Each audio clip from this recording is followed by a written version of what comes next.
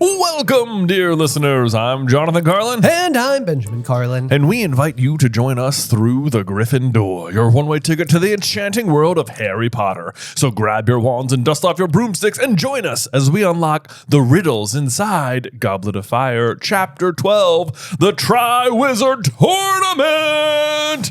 Oh my goodness gracious. Things are really starting to heat up now, aren't they? We're about to properly be into the plot here now. Yes, we are. Yes, we are. None of this 11 chapters of just piddly little inactivity, Quidditch World Cup. Quidditch World Cup, that was pretty exciting. It was pretty great. Yeah, that was good. No, yeah.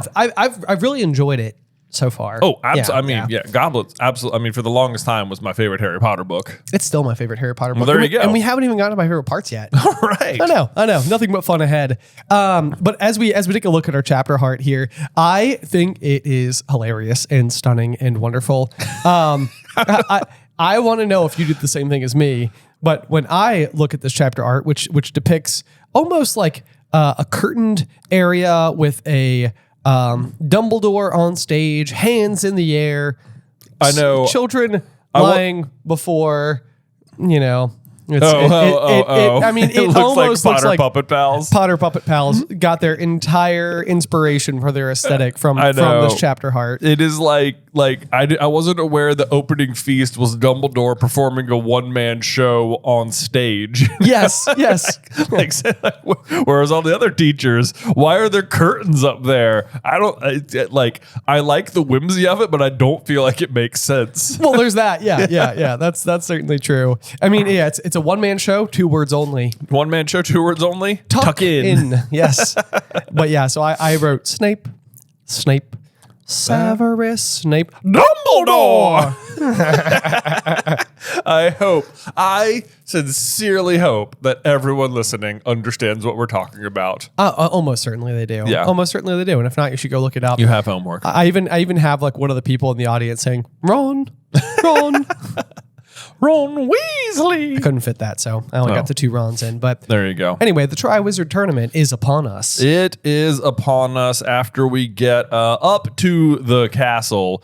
We're still, I guess, riding in the carriages on the way. We have Harry, Ron, Hermione, and Neville sharing a carriage together. And I think we mentioned this last time, but Neville should just definitely be able to see the thestrals. Yeah. Right? Yeah. And I mean, I think the only thing that we could really say about that is just the likelihood that he is seeing them and isn't mentioning it in the same way that anybody else in a carriage ride may not reference what's pulling it. Yeah.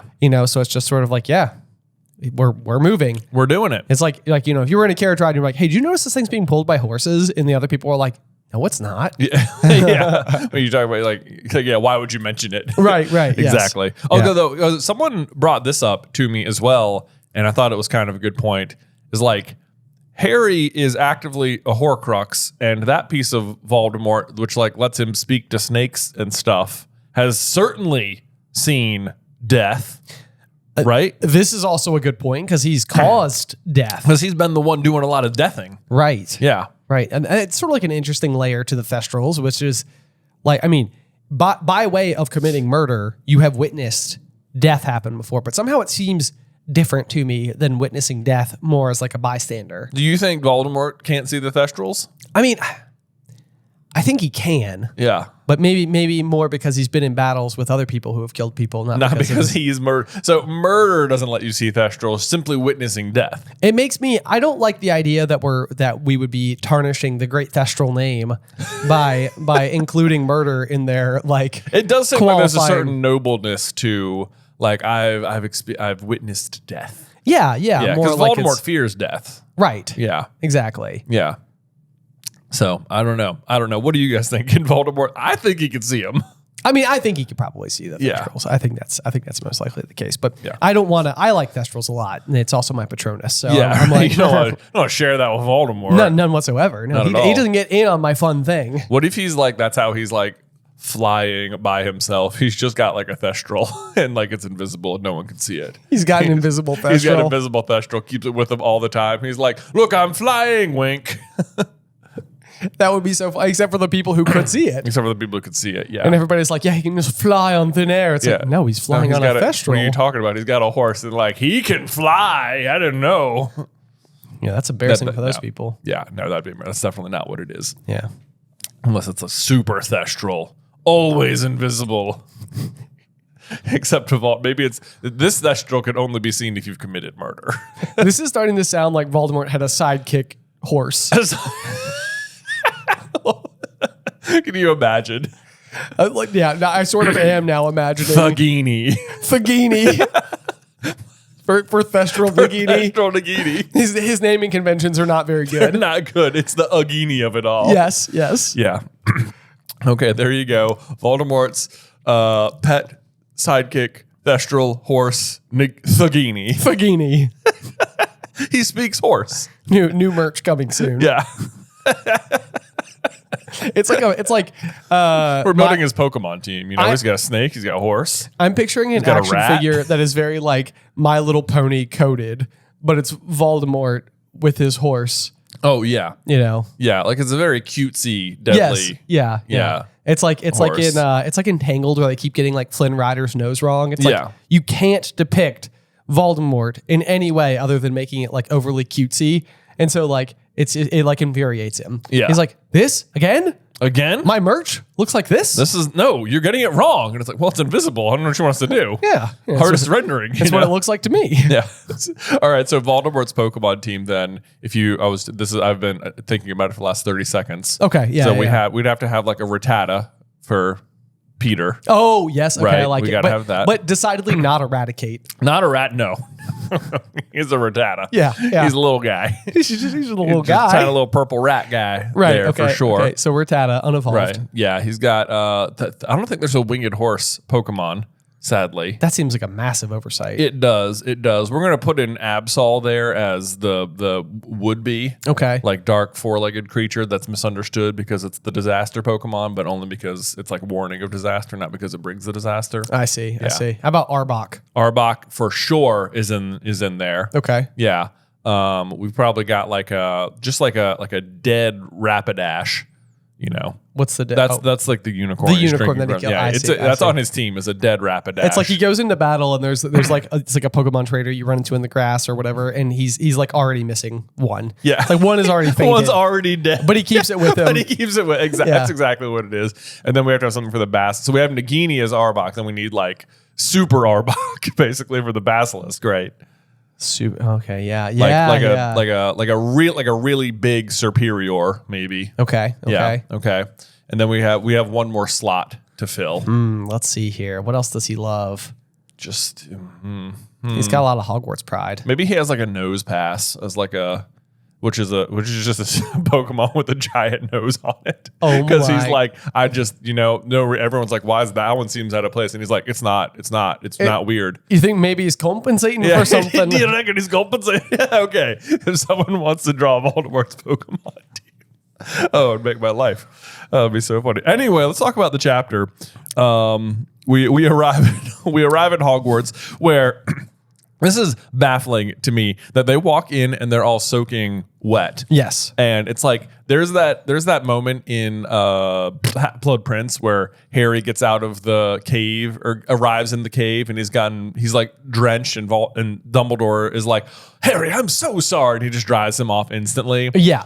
Someone needs to be standing there waiting for them to come in and being like, everyone come over here and you're dry. Yes, I know. It's like retail stores that kind of have that like air curtain above the door where you like walk in and it like gusts air down. You're right. It almost needs to be like a magical invention. Like when you walk through the doors of Hogwarts, you're just instantly dry. Yeah. Which wouldn't really help for very long because then you have a poltergeist who's literally on standby with a whole bunch of large red balloons. I know. Full of water that he's dropping on the students. Well, it's just the worst prank ever, too. It's like in terms of not like it's worse because of how mean it is. It's like it makes no sense. Like they're already wet. That was exactly what I was like. I was like, there. I think that he even says that he's like, already wet, aren't they, little squirts? Whee! Yeah, he does say that. It's like, yeah, but. Doesn't that that's sort not of funny. Defeat? That's like, yeah, that would be like being at like a 4th of July festival and setting off a bunch of like no wet start fireworks or whatever. It's like, yeah, Yeah, that just sort of fits. I know. He should be dropping like flour on them or something, Yeah, because they're wet. Then they turn into like glue. Yeah, they turn into glue. That'd be so much funnier. That would be a lot funnier. It's like, what is this white No! No! Oh, man. Anyway, and if you need some notes, Peeves, I've got them for you. If you want better pranks or whatever. Yeah, exactly. Learn from the best. Right, it's just spraying wet people with wet stuff. Not that great. Yeah. I did highlight this particular detail though because Peeves has been known to do like a few other things. Like, isn't he like throwing like walking sticks at the students at some other point in time? Yeah. So just trivia in general is that in Goblet of Fire, it's red water-filled balloons. There you go. Yep, and he's also a little man in a bell-covered hat and orange bow tie. Additional piece of trivia that I think is worth digesting. Just for also notes for the TV show, which better include Peeves. It definitely should include Peeves. Yeah, absolutely. Although, after reading this chapter, I was thinking to myself, and I've never been a fan of the fact that Peeves wasn't included. However, I think it's like one of those where, like, is Peeves so like part of the setting of Hogwarts and not part of like the plot of the story? Like, to me, I almost think that's like the delineation in argument why Peeves isn't included, because he's very rarely plot relevant. He is not often plot relevant. Sometimes he's like there to like spread rumors around the school. Like right. He'll witness something. Like when Harry asks Luna to go to Slughorn's party, like Peeves is there and he's like, Potty loves Looney! And then the whole school knows like 2 seconds later. True. Yeah. And then I guess there's also like the layer. I mean, it's actually, well, no, Nearly Headless Nick's gets Peeves to knock over the Vanishing Cabinet. Yeah, he does break the Vanishing Cabinet. That's a pretty big plot point. It ends up being a pretty big plot point. Yeah. In that particular instance, I guess it could have just been anything. Yeah. But it ends up being, paired up with something else. But anyway, so I was like, I never really considered that before. But like Peeves is mostly part of, like, as far as a story is built, he is more a part of the setting than he is a part of the plot. That's true. Yeah. I think for the most part, yes. So that was the distinction I was attempting to articulate. Yeah. Okay. Yeah. Okay. So as they're trying to dodge the water bombs, it does mention that like the one that misses Hermione sends a wave of cold water over Harry's sneakers and into his socks. And I was like, sneakers? Like, I feel like whenever I picture them from the movies, they're never wearing like, trainers or like tennis shoes or something around Hogwarts. Just a pair of Dudley's old Converses. Exactly. Right. I'm like, it doesn't seem nice enough. Like, doesn't your school uniform have like nicer shoes, Harry? Yeah. I mean, it does seem like they'd be wearing more like black leather boots of some kind to me or something, Yes, it does. Something like that. Right. Yeah. Okay. But then McGonagall shows up, and I had never noticed this particular thing before, but it says McGonagall, deputy headmistress of Head Gryffindor House, had come dashing out of the Great Hall. She skidded on the wet floor and grabbed Hermione around the neck to stop her from falling. And you might just think like she grabs her like around the shoulder or something, but that's not what happens. Because the next line is, "Oh, sorry, Miss Granger." And she says, "That's all right, Professor." Hermione gasped, massaging her throat. Whoa! I know. I'm like, does she like chokehold her trying to keep her balance? What a very weird way to describe what happens here. I know. It's almost like, okay, I'm imagining McGonagall running in on the scene. She slips on the wet floor. She needs to hang on to something, but what is there? A student, Hermione, neck. Her neck. Okay, that's it. That's what happens. We got there. We got there. Cool. It's like, I know. Like, doesn't like lean on her shoulder, like just full grabs her throat. Yeah. Like, how have I missed this so many times? What a very weird, way for that to go to. And honestly, even I think we've been asked the trivia question before in like a Jay versus Ben that was like, what did McGonagall grab onto when she slides on the wet floor? And I'm pretty sure you and I were both like blown away that the answer was Hermione. Yeah. It was like, what? No. What? That can't be. I'm blown away by the more specific version of the answer. That's exactly it. Yeah. So there we are. We're zeroed in. Yeah. I can't even imagine how this would happen. Be careful in slippery floor situations around McGonagall is all we have to say. I know. She'll just grab you right by the neck. Right by the neck. Right by the throat. Yeah. Not great. Not great. But what she's really training for is for after retiring from teaching at Hogwarts, she plans to join the WWE. Oh, yeah. Right, Entering the ring. What's McGonagall's wrestling name? Oh man, the Magnificent Minerva. Yeah, the magnificent something about a cat. Yeah. Yeah. Oh yeah. Something. Yeah, right. Yeah. With cat-like reflexes. Cat, right? Yeah. That's the Tabby Slam. Oh, the Tabby Slam. Yeah. It's like a chokehold slam. Yeah, right. Oh, what a ridiculously weird tangent we found ourselves on. Yeah, we've got all sorts of fun inside jokes happening. We got Voldemort's team. We have McGonagall, the WWE wrestler. Right. Yeah. Yeah. Who knew? We're in a mood today. We're in a mood. You know, it's happening.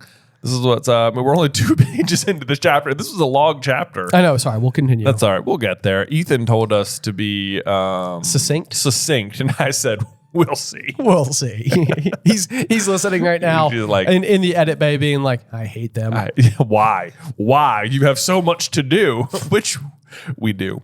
But you know what? It's because we're busy because we're getting ready for tour, which I think this is the last episode that will come out before we will actually be like on the road. On the road, I know. Yeah. I think so. Yeah. So if you haven't bought your tickets for the upcoming leg of the Through the Griffin tour, like there is still time. We are coming soon though to Charlotte and Tampa and Jacksonville and Orlando, Atlanta and Nashville. Wow. What an unexpected plug, but I'm glad you did it. There you go. Be sure to go boughten your tickets now. Yeah. We'll see you there. You said boughten. I said? Boughten. Okay. Boughten. Bought is already past tense, isn't it? That's what makes it funny. Yeah, boughten. Yeah. If you haven't already bought them. Mosin. Oxen. There. All right, let's see. So Harry, Ron, Hermione slipped and slid across the entrance hall and through the double doors on the right. Ron, muttering furious under his breath as he pushed his sopping hair off his face. This is, again, I just highlighted that because I'm like, it doesn't seem like McGonagall was there. Could she not put the drying spell on them? You know? Right, or the floor. Or the floor. Yeah. Yeah, like this is accomplishable magic. This is one of those things that I don't understand why the students have to put up with these kinds of inconveniences. It doesn't seem wholly necessary. It does not. Yeah. I mean, and it sort of goes back to like when Flitwick is able to make Fred and George's swamp disappear with like a wave of his wand. Right. It's like an Umbridge can't figure out how to do that, which I think speaks to like Flitwick's prowess over Umbridge's. Yeah. But like in this particular instance, it's like we're literally dealing with just like run of the mill water. Yeah. H2O. Yeah. Like we can figure this out. But then like even last year when Harry was playing in the Gryffindor Hufflepuff match and he can't see, Hermione comes down and does the impervious charm on them. Like that's true. You know, like they have an answer they have used before in the rain and are opting not to do it. Right. It does seem like everybody at all times should just be like impervious. I know it's the exact same as not knowing about the bubblehead charm for the lake. Yeah. It's like they cannot figure out how are we going to breathe underwater? And it's like Muggles have figured it out. Like certainly you have a simple, elegant solution to underwater. Even the bubblehead charm seems like, like it seems so often that when they have like a sunny day at Hogwarts, they just go and like lounge by the lake. Like, is it never occurring to anybody to be like, I'm going to go for a swim? Yes. I'm going to throw a bubblehead charm on. Like, just go explore, check out the mer people. Like, how is some of herbology not like get in the lake? Yeah. You check out the underwater fauna. Yeah. I agree with you completely. I don't know. Yeah. It's baffling. It is baffling. But whatever. Apparently they don't remember if it comes to water, they're just like, we can't figure this out. That is like our no way zone. Do you think they tried Mediola Jinx for Kanto? Mediola Jinx for Kanto? Yeah. On the sky? On the sky. I mean, why ever have a rainy day when you could just do that? When you could just do that, yeah. Anyway, I'll get off my high thestral, as it were. Nice. Yep. We get a description of where the Gryffindor table is. It says they walk past Slytherin, Ravenclaw, and Hufflepuff tables to sit down at the far side of the hall, to which I was like, to me, the Great Hall's doors open in the center of the 4 tables. Yes. Right? Like you would walk in and like head left or right, but this makes it sound like you walk in and have to walk. If you're a Gryffindor, you have to walk past all 4 tables. Yeah, who is the architect who designed Hogwarts Castle? I don't know. Weird choice. I guess the doors do move around. Maybe on this day. On this day, you have to walk past all 4 tables. That's the way to ensure equality, is that it like rotates like each day of the week. So it's like you either get to walk in directly to your table or you got to walk a little ways. Yeah, I'm always surprised that Gryffindor is like on the far end too. Like I always imagine, like as like it's one of those rare instances where they don't have the main character energy, where they're like right in the middle. It does seem like that's how it would be. Like they would be like sort of, if you're Dumbledore, I always sort of imagine them like the second table from the left if he's looking out. Exactly where I picture them as well. Yeah. Yes. It also appears that the Gryffindor table and the Slytherin table are as far apart as possible. So whenever it says like Harry looks up and is like Draco Malfoy was over there miming a Dementor attack, he's having to be like, huh? Like he's really looking hard. He's busting out his omnioculars to be like, what's Draco up to? Yeah, hold on, let me see. They're far away. So anyway, that's just a little thing. I drew the table layout on the bottom of mine. Oh, hey, I love it. I love it. Nice little reference point. Yeah, that's really good. That'll be a nice page for somebody. Someone will get this one. Yeah. Yeah. Yep, with the dead unicorn on it. There's a dead unicorn on it. No. Too. Oh, okay. Like what was going through your mind? I was thinking about Pokemon. No, it wasn't. Not when I was doing this. That just came up mid-episode. So let's see there. Harry is in a bit of a surly mood too. Nearly had this Nick shows up and he says, "Good evening." He says, beaming at them. Says who? Said Harry. Yeah. But it says taking off his sneakers and emptying them of water. Hope they hurry up with the sorting. I'm starving. This feels like it was supposed to be Ron. I literally wrote, this feels like such a Ron line. It does. Like this does not sound like Harry. I think it's a typo. I think it is. I know. It should say, says who, said Ron, taking off his sneakers and emptying them out of water. Hope they hurry up with the sorting. I'm starving. Like, yeah, it feels like a Ron line. I mean, the only thing that we have going for it is that, one page earlier it said that the water bomb burst at Harry's feet, setting a wave of cold water over his sneakers. So yeah, but Ron gets hit full on with one. Does he? Yeah. Blimey, said Ron, shaking his head, sending water everywhere. If that keeps the lake, I'm soaked. If that keeps up the lake's going to overflow. I'm soaked. Ah! A large red water balloon had dropped from the ceiling onto Ron's head and exploded. Yeah, it should just be a Ron line. It should just be a Ron line. Yeah. Yeah. Because I'm sure his socks are full of water too. I'm sure they are. Yeah. Yeah. And his sneakers, because they didn't put on their wizard boots. Right. Exactly. Naturally. Yeah. And then Harry finally gets to see the sorting again. So it also feels like not a Ron line, like hope to hurry up with the sorting. Like, you haven't even seen it in like several years, dude. Shouldn't this be a little exciting? I know. Yeah. I mean, yeah. And this is always one of those really tricky trivia questions as well. It's like, how many sortings does Harry actually witness other than his own? And it's always like, okay, so his own is 1, and then 2 and 3, he's not there. He is there in 4. And then it's always like, and then he doesn't go to school for 7. Right. And then it's like, when does he miss it in Half-Blood Prince? He misses it in Half-Blood Prince because Draco breaks his nose and throws the cloak on him. Yes. But then he is there in 5. Right. Yeah. So just 2. So just 2 besides his own. Oddly kind of strange. Yeah, oddly kind of strange. It says by an unlucky combination of circumstances, Harry hadn't been present since his own. The unlucky combination of circumstances, despite what the book says, is that someone didn't want to write a new sorting song every year. Yes. If you ask me. I think that's very much true because I was very excited when it came to the sorting hat page. So that's another one that I think will be really fun. I drew a sorting hat on it and stuff, but we'll get there in just a second. Okay, cool.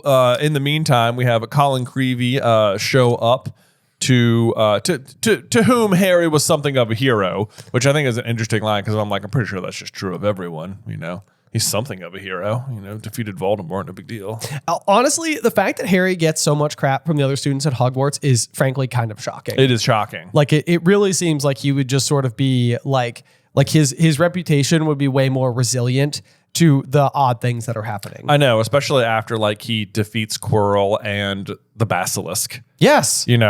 Right? It's like those are huge and everyone knows about them. Right. Yeah. Right. Yeah. Yeah. So maybe it's just pure jealousy or whatever. But I do love pretty much the entire Colin Creevy and Dennis exchange inside of this chapter. Oh, me too. Because Dennis is just cut from the exact same cloth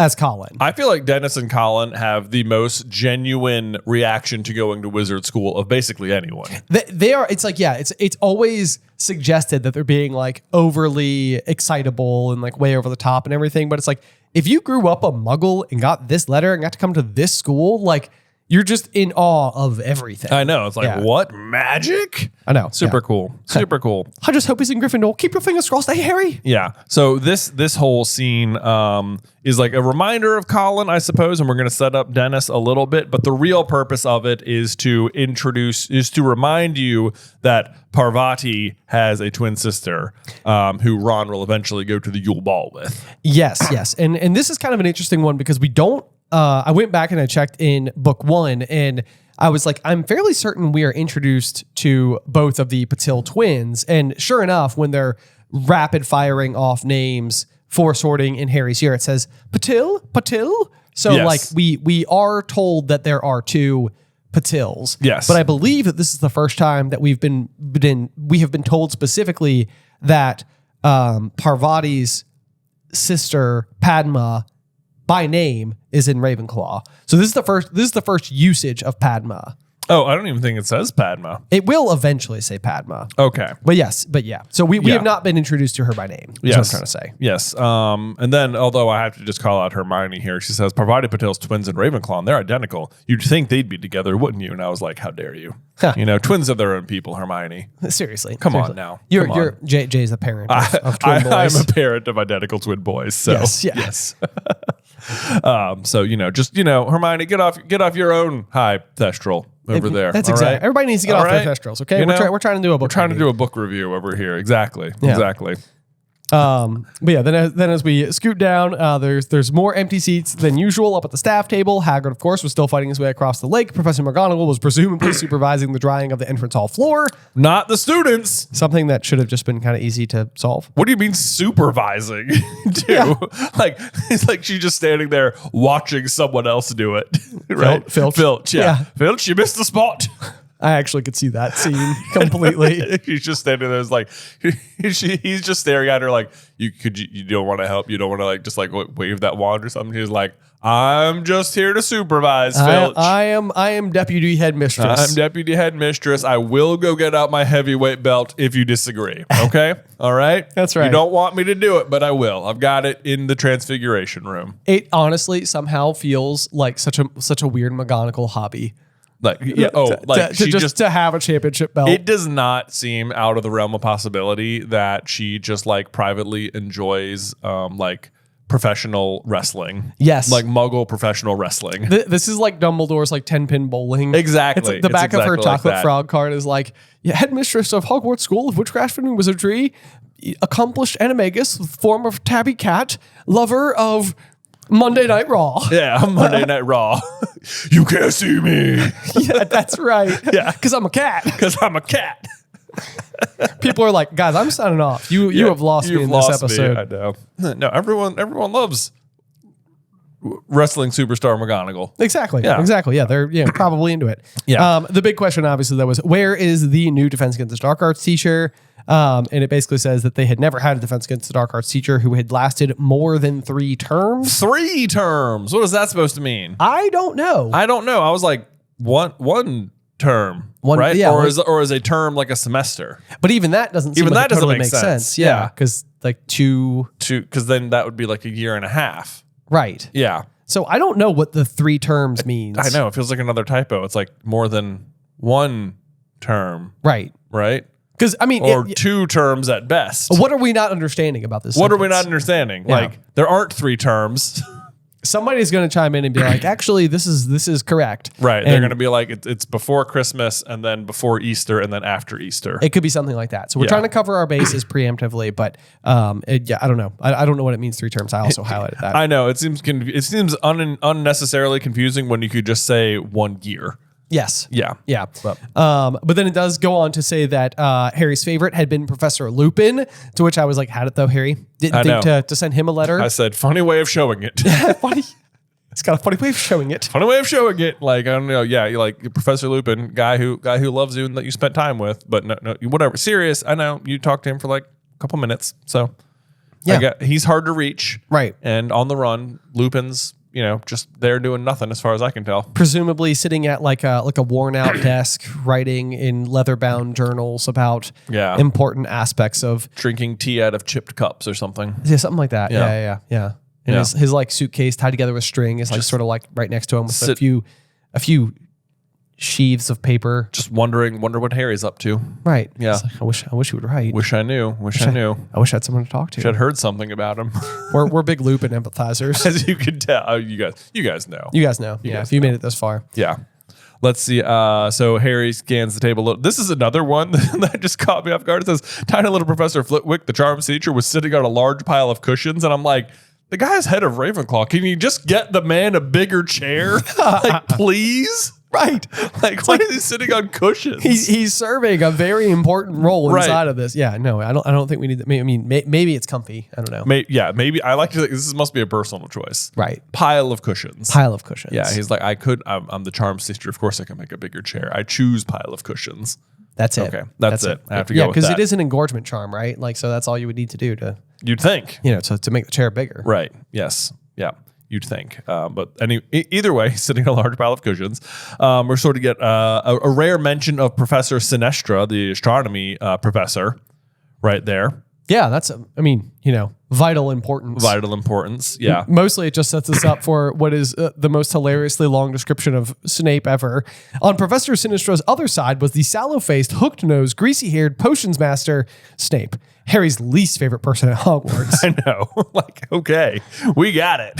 Yeah, but Harry's loathing of Snape was matched only by Snape's hatred of him, a hatred which had, if possible, intensified last year when Harry had helped Sirius escape right under Snape's over-large nose.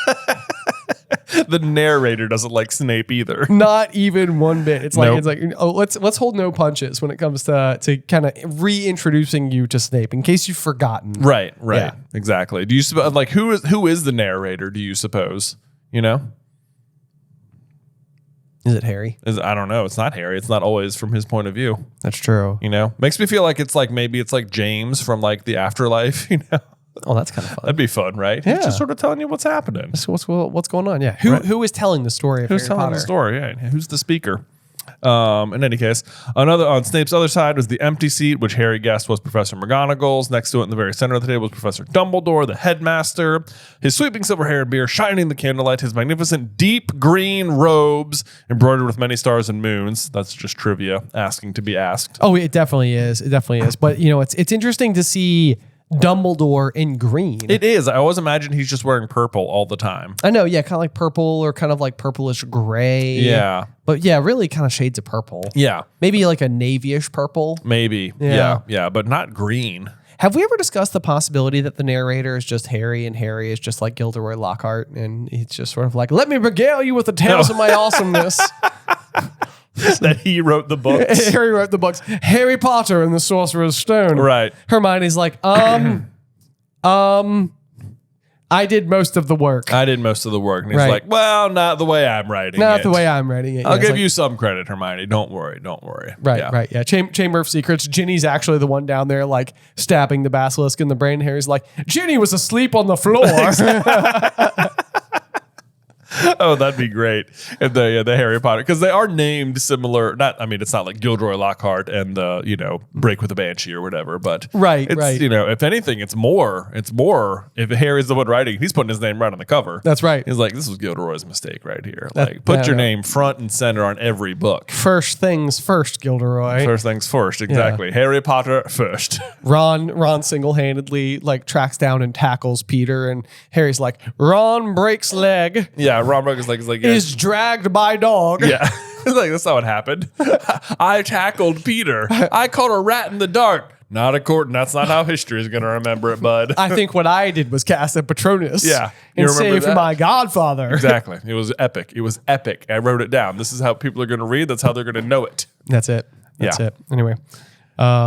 Yes. Let's see. We also have, so we get another reminder of the sky here. Harry glanced up at the ceiling too. It was enchanted to look like the sky outside, and he had never seen it look this stormy. Black and purple clouds were swirling across it. This is still just more like foreshadowing that like the storm approaches. Yes, indeed. For Voldemort's inevitable return. Right. Or just Moody's arrival in the room. Or it could be that. And it seems like the movie really capitalizes on that particular detail, because when Moody in the movie steps out, he does like immediately cast like a big weird lightning bolt calming effect thing on the ceiling. Yeah. And it's sort of like, oh, wow. Okay. I think it's supposed to be in the movie. I think it's supposed to be like an immediate hint that it was that it's Barty Crouch Jr. or that it's the guy from the Quidditch World Cup.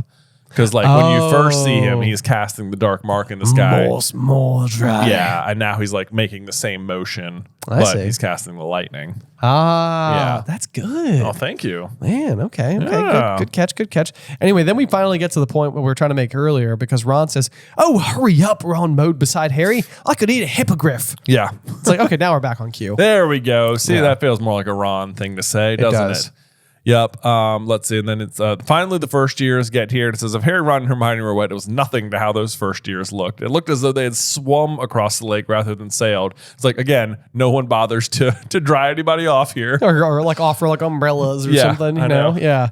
Even Hagrid has an umbrella. He's out there with his little pink one. That's right. Yeah. First years, follow me. All of them except the smallest of the lot, a boy with mousy hair who was wrapped in what Harry recognized as Hagrid's moleskin overcoat. I'm almost surprised that little Dennis Creevy can walk with this thing on. It does seem like it would be like nearly impossible. Although it's funny because in my head I'm imagining Dennis as like a 4-year-old, not as like an 11-year-old. He's like an 11-year-old. Yeah. So it's like in my head he's like really little. Okay, true. But like I have a like a weighted blanket at my house, which is like 25 pounds or something, and like Luke uses it to sleep at night. And like when you pick it up, it's like it's uncomfortably heavy because of the way the weight is distributed around like this like big floppy thing. Okay, and it's like I have a feeling that Hagrid's moleskin overcoat is like weighs more than 25 pounds. It almost seems like it almost has to. Like he's so big. Right. Like I don't know. Maybe Dennis is just like stronger than we're giving him credit for here. That's the thing. He's gearing up to follow in McGonagall's footsteps. Exactly. After she retires. He comes into that's part of his entrance. He's got the big cape on. The big fur cape. The big fur cape. Yeah. Exactly. Anyway. People are like, stop, guys, stop.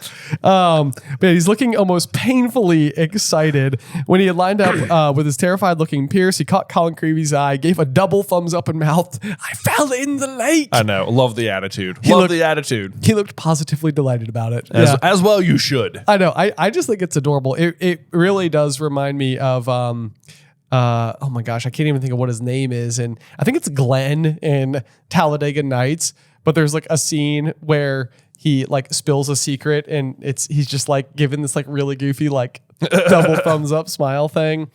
Who's the voice of in Wreck-It Ralph, Fix-It Felix? It's that guy. And Fix-It Felix. I was gonna say because Cal Naughton is the voice of Ralph. Right. Yeah. Also in yeah. You're right. Yeah. Well, Cal Naughton's his character in Ricky Bobby.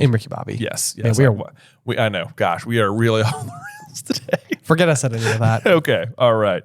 So anyway, I also circled Professor McGonagall placed the 4-legged stool on the ground because I feel like we've had the trivia question: how many legs are on the stool? So many times, and it's 4. We always say 3. We always think it's 3. I know. And I was thinking about this a little bit as well because I was like, the 4-legged stool seems kind of like representative of the 4 founders. Yeah. A little bit. Like maybe like that's it. Like it's very specifically, and every single time it's referenced, it's a 4-legged stool. Like, right. This caught me off guard enough when I was reading this one to where I was like, I need to go back and like double check throughout the whole book. Like, is it always a 4-legged stool or was it a 3-legged stool once? And that's why we thought it was 3 legs.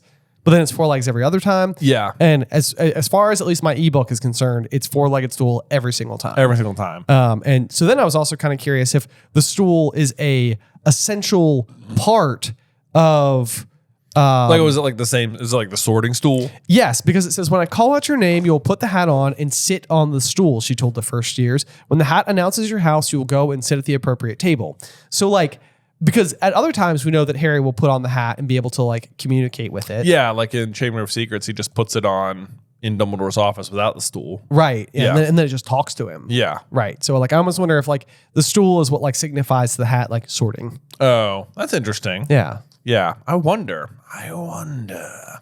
Well, I've never considered that the stool was an integral part of it, but it does seem like They use the same stool every time. It does seem like it. Yeah. Yeah. I know that anytime we get this trivia question, I'm always like, oh, I bet it's 3 because Slytherin left. And that's like supposed to be like symbolic of it. Yes. But no, it's just a 4-legged stool. Maybe it's symbolic of it in the other way. In the other way? Yeah, like they're all represented. Yes. I was going to say maybe it's each of their wands, you know? But that'd be so cool. But no, Slytherin's wand is on Ilvermorny grounds. Exactly. Yeah. I was going to say, but we know where his is. We know where his is. That would have been so cool though, wouldn't it? Dude, I would have loved that. This would be a super magical stool. It would be a very magical stool. I wonder what became of the other 3 founders' wands. That would be pretty interesting too.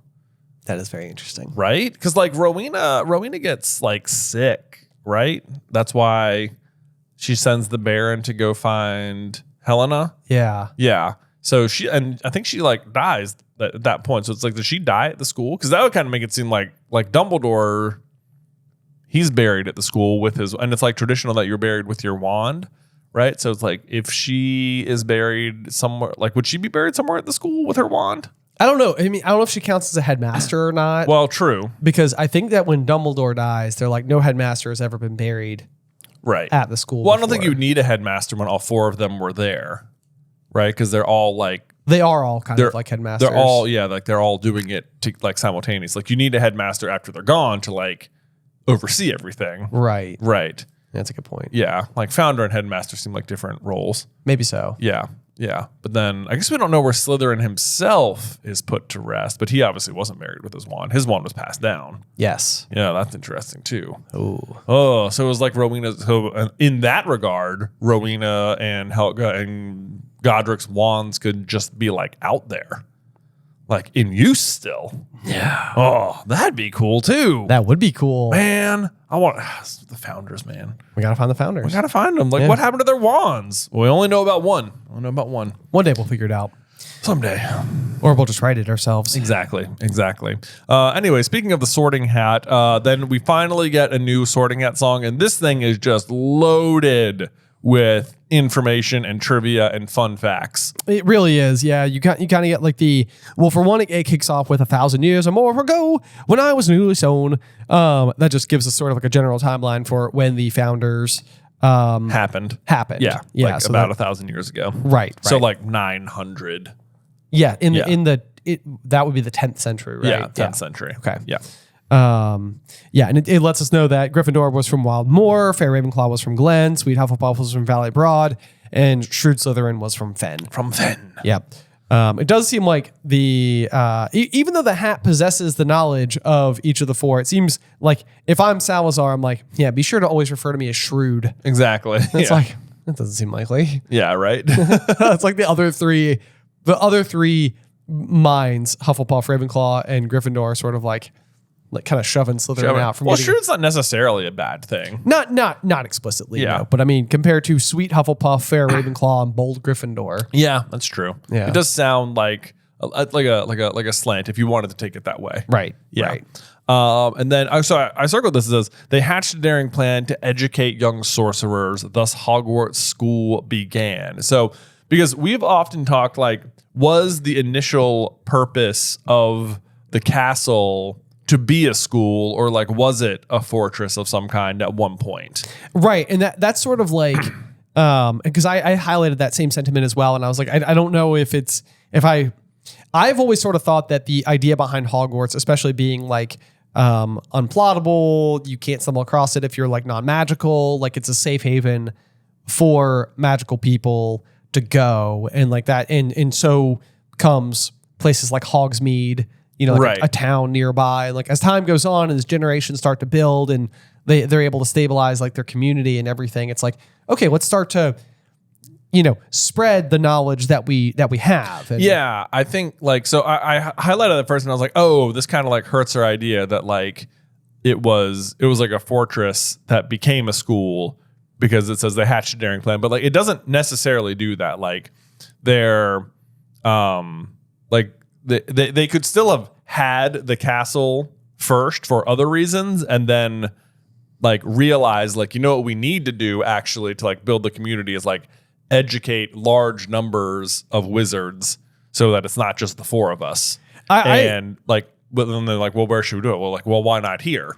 Right, you know? right, yeah. Like this is we already have everything all set up. This is really a safe place to do it. I could totally see that as well because, again, if you're to kind of go back to that idea that like it's like a safe place for people to go at first, like the idea of creating a school almost seems like taking it like one step further.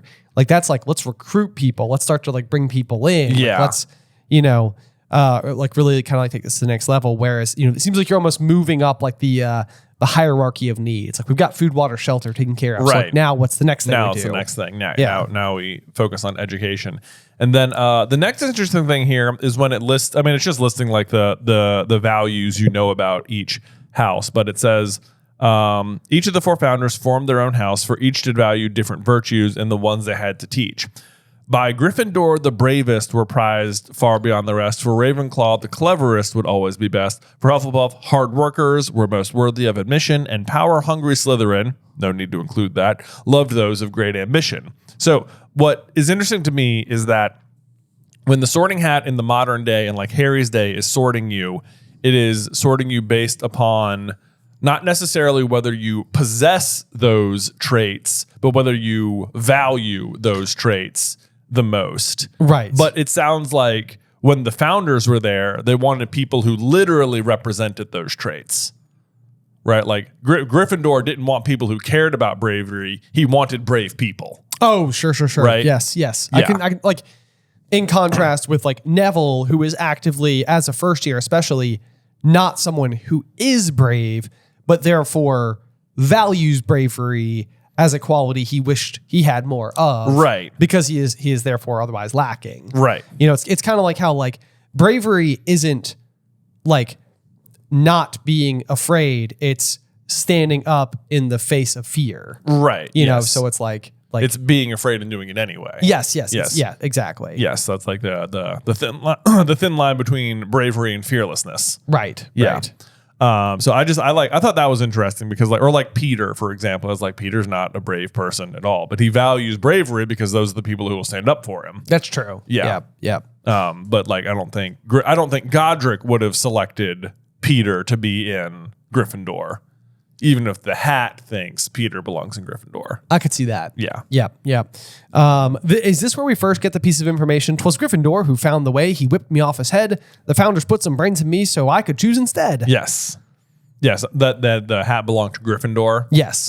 Yeah. I think so. Which is interesting because it makes it seem like I wonder if that's like new information to the people in the room too, because like it is clearly then a Godric Gryffindor relic, which makes it surprising that like Voldemort doesn't try to procure it as a Horcrux. Right. Like it seems like that would be one that would be very targetable. Yeah. Right? It's like you would know where it is. You know where it is. Right. Right. So, I mean, I guess Dumbledore is the headmaster for the majority of the time that Tom Riddle's like campaign is happening. Right. And that's like in his office. So maybe it's like a particularly difficult place to get. Sure. But still, he knows about it.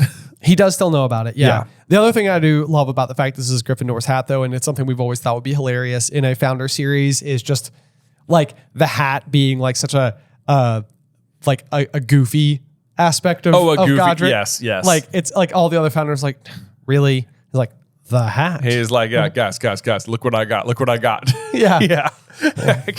That is something. I like to think that Salazar genuinely likes it. He's like, what? Yes. It looks amazing. And Helga and Rowena are over there like, we're not sitting with you anymore. Right. Yeah. We will not be seen in public with you wearing that hat. Or else that Salazar is like, oh my God, you guys, we have an opportunity. Yeah. If we can we can make him wear that hat all the time. It could be a thing. It could be a thing. He's speaking to them like, he's like, guys, let's play it cool here. Right. This is the worst hat we've ever seen. Oh, man. Oh, Godric and Salazar. What good friends. Yes, indeed. Yeah. All right. So then the sorting actually officially begins with Ackerley Stewart, which more lovely trivia for you there. Who's the first one to be sorted? Yeah, I looked into this one because I was sort of like Ackerley Stewart. Like actually, and there is a bunch of names that are going to be dropped here, and I'm like, these people won some type of like contest, I feel, after like when Harry was writing the books. Yeah, Yeah. When Harry was writing the books, yeah. Like after the third book came out, it was sort of like, enter this sweepstakes to possibly have your name included in book 4. Exactly. So I was like, who the heck is Ackerley Stewart? And so I started looking into the last name Ackerley as it pertained to Harry Potter. And what I came across is Margot Robbie's husband. His last name is Ackerley. Okay. And I was like, did he have anything to do with Harry Potter? And what it came back with is that, yes, he is actually, as a child actor, one of like the Slytherin boys in like one of the backgrounds of a scene. That's in before this book was written? When did Sorcerer's Stones come out relative to Goblet of Fire? The movie. Yeah. Or not the movie. When did Sorcerer's Stone movie come out relative to Goblet of Fire, the book? Yeah, I don't know. Yeah. But I was like, oh, his name's not Stewart for clarity. Sure. His last name is Ackerley. But I was like, oh, that's rather interesting. That's interesting. Yeah. The real reason that these students are brought up is to remind you of the other prominent characters from each house. So Ackerley Stewart gets sorted into Ravenclaw solely so that Harry can look over and get a glimpse of Cho Chang, which is setting up like the whole like love triangle between Harry, Cho, and Cedric later on. Yes. Then the next kid is, or Malcolm Baddock is sorted into Slytherin so that Harry can look over and see Draco over at the house. And to remind the reader that Slytherin is the house that had turned out the most dark witches of wizard than any other. Right. Yeah. So we're just getting like more like house recap, but it's done in this like very nice way where like you're also getting to experience the sorting, which is pretty cool. Yeah, it's a good way to do it. Yeah. Owen Caldwell, surprisingly, he gets sorted into Hufflepuff, but doesn't like get we don't get a mention of Cedric or anything here, which kind of seems like it'd be like, oh, Harry looked over and saw Cedric Diggory, welcome him to the table as a prefect or whatever. It 100% seems like a line that should be there. Yeah. Yeah, right? I totally agree with that. Yep. Because they've already met him. It wouldn't be like, oh, yeah, remember Cedric from a whole book ago? It's like, yeah, we saw him like a few chapters ago. Well, yeah, and especially just because we just literally did it with Ravenclaw and Slytherin, and then it's like Hufflepuff, then it's like nothing to say about Hufflepuff. Creevy Dennis. Yeah. That also seems about right, though. Hufflepuff, next. Next. More information. Yes, then Tiny Dennis Creevy goes up, tripping over Hagrid's moleskin just as Hagrid himself sidled into the hall. And then it kind of gives us a recap on Hagrid. It's basically a misleading impression, despite being rather large and with the tangled black hair and beard and all that. He's actually super kind-natured. No, this is very cleverly done, though. How do you mean? The reminder about Hagrid is it's because here, I'll read it. It says, Hagrid with his long, wild, tangled black hair and beard looking slightly alarming. A misleading impression, for Harry, Ron, and Hermione knew Hagrid possessed a very kind nature.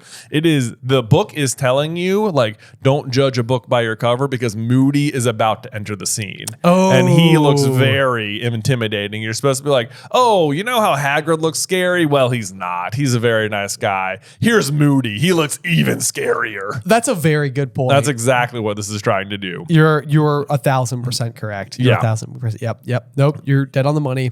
Either which way though, Gryffindor, the hat shouted, and of course Dennis joins Colin.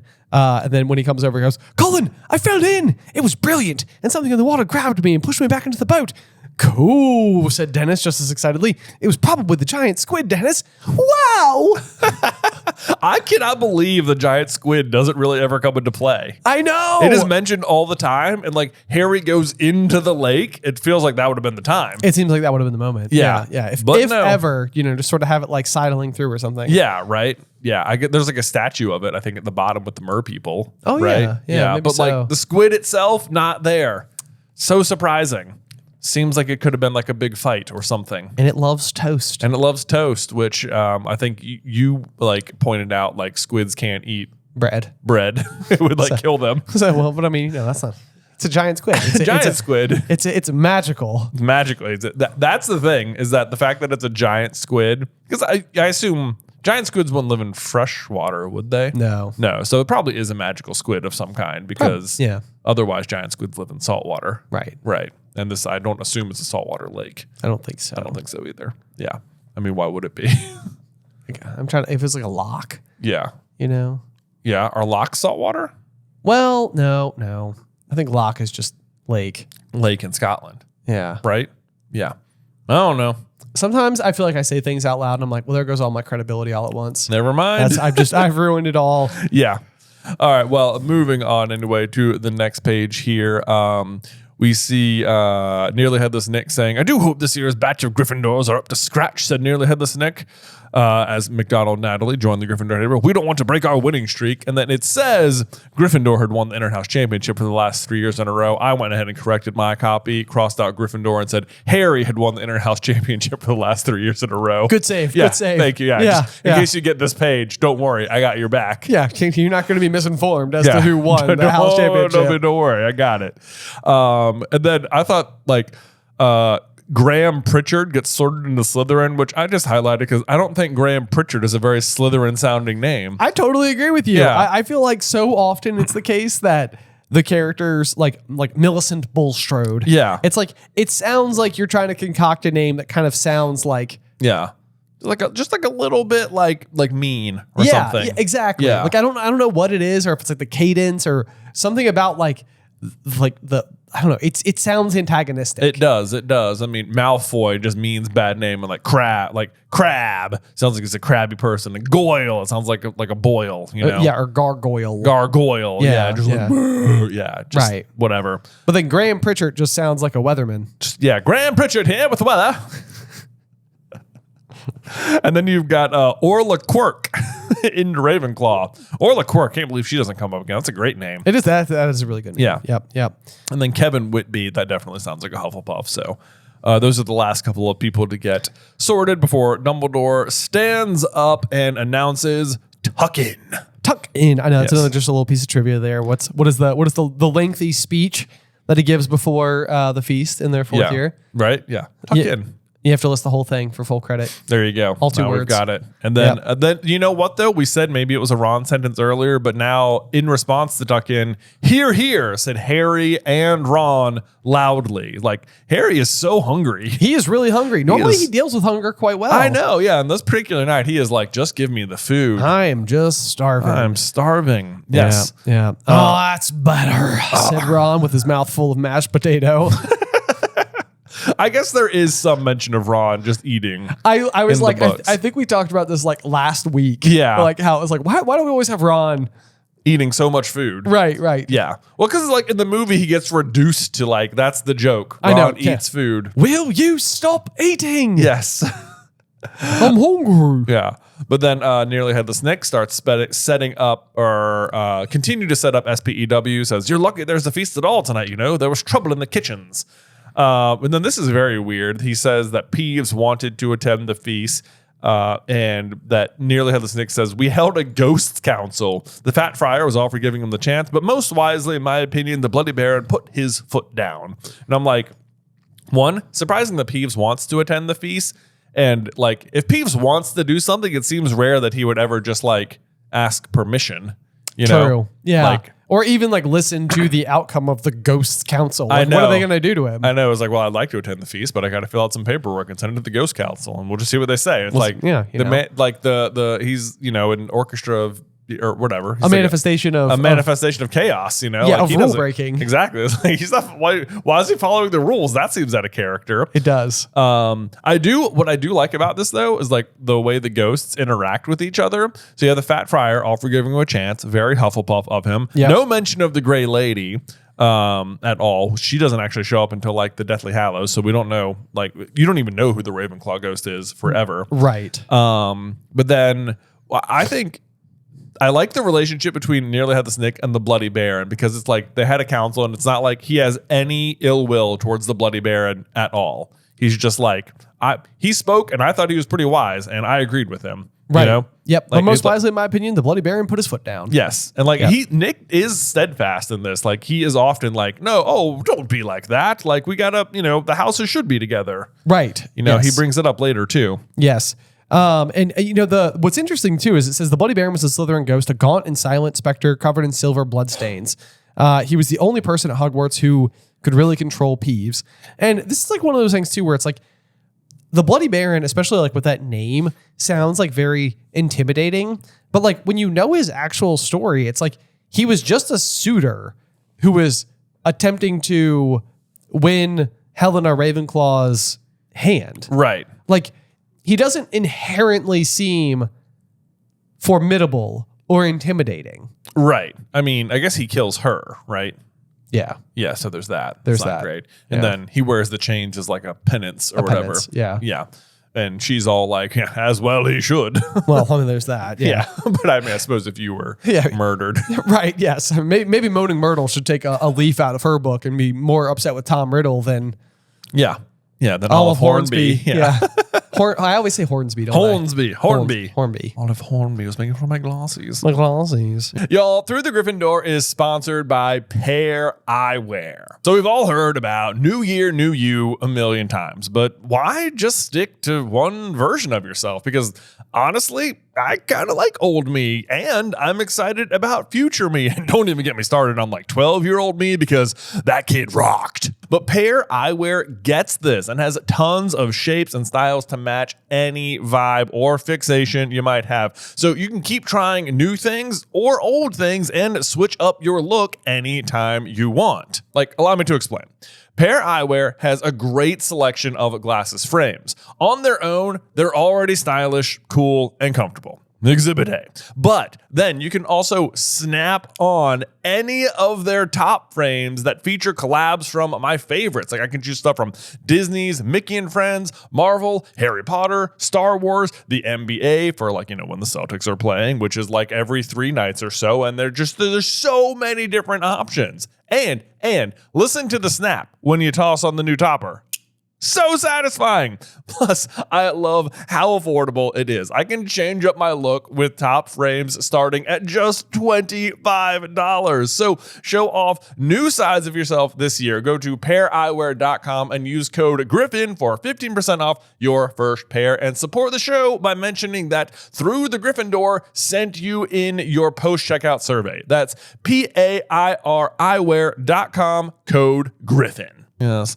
But this is where Nearly Headless Nick drops the fact on Hermione that it is house elves who work in the kitchen, and Hermione is taken aback. Yes, she is indeed. It is shocking to me that just when she happens to be on her like, you know, ascension to the creation of SPEW is the same time that she learns for the first time that they work in the kitchens. Yes, I know. It's convenient timing. I know. It's like, especially, I think it feels like some retconning. Like, I'm like, were there always house elves in the kitchen? Was it just sort of like added for the sake of it in this book or not? Because like Hermione's going to come, because I'm like, as soon as I read this, I was like, is it not in Hogwarts a history that house elves work at the castle? But Hermione herself will be like, an abridged history of Hogwarts that doesn't mention slave labor and stuff. Right. Yeah. Yes. So like covers the bases there. That particular issue. But yeah. I know I said the same thing though, because he goes on to say the largest number at any dwelling in Britain, I believe, over 100, which is just a little piece of trivia there. They come out at night to do a bit of cleaning. And I was like, yeah, tell that to Filch. I know, right? Like, why is he going to clean up so much stuff? Or even just like all the water in the Great Hall they just encountered. It's I like, know. I bet the house elves could snap it out of existence. Snap it out, right? With their own brand of snappy magic. Exactly. Their little infinity gauntlet fingers, right? That's right. Yeah. Snap it away. But they get paid, she said. They get holidays, don't they? And sick leave and pensions and everything. Yeah, and Nearly Headless Nick straight up laughs at her for this. He laughs his literal head off. Laughs his literal head off, I know. Chortled so much that his ruff slipped and his head flopped off. You're right. He laughs his head off at it. Like, they don't want sick leave and pensions. And it's like, no, they just don't know they want those things. That's exactly it. That's exactly it. Although things like pensions to me seem like an innately like Muggle concept. It does, yes. Like first, I mean that's more of what I would be like, that's funny. Yeah. Because like I on the same token, I wouldn't even think that like Snape is earning a pension. Yeah. You know, as potions master for 17 years or whatever. Right. It seems like a Muggle concept. Yes. Yeah. Yes. So anyway, Hermione decides that she's going to stop eating, at least for a few days, before she realizes that that's not a very good solution for, you know, her own health. Yep. But she stops right before the dessert shows up, and Ron can't believe it. He's like trying to get her to eat, wafting her the treacle tart, the chocolate gâteau, the spotted dick. Yeah, I was like, Ron is oddly well versed in British desserts. Yeah. I mean, I guess he is from there. Yeah. But I had to look up what spotted dick was because I was like, what dessert is this? Suet and dried fruit. Suet. Yeah, suet and dried fruit. Ah, yes. Yeah, Of you know, course. you know it's suet, right? Raw, hard fat of beef, lamb, or mutton. Did you write all this down? Yeah. Nice. I was like, what is this? I know. I was like, certainly it must be more pleasant once you understand what spotted dick is. And I don't think it is. I was like, oh, it's dried fruit in hard fat of beef.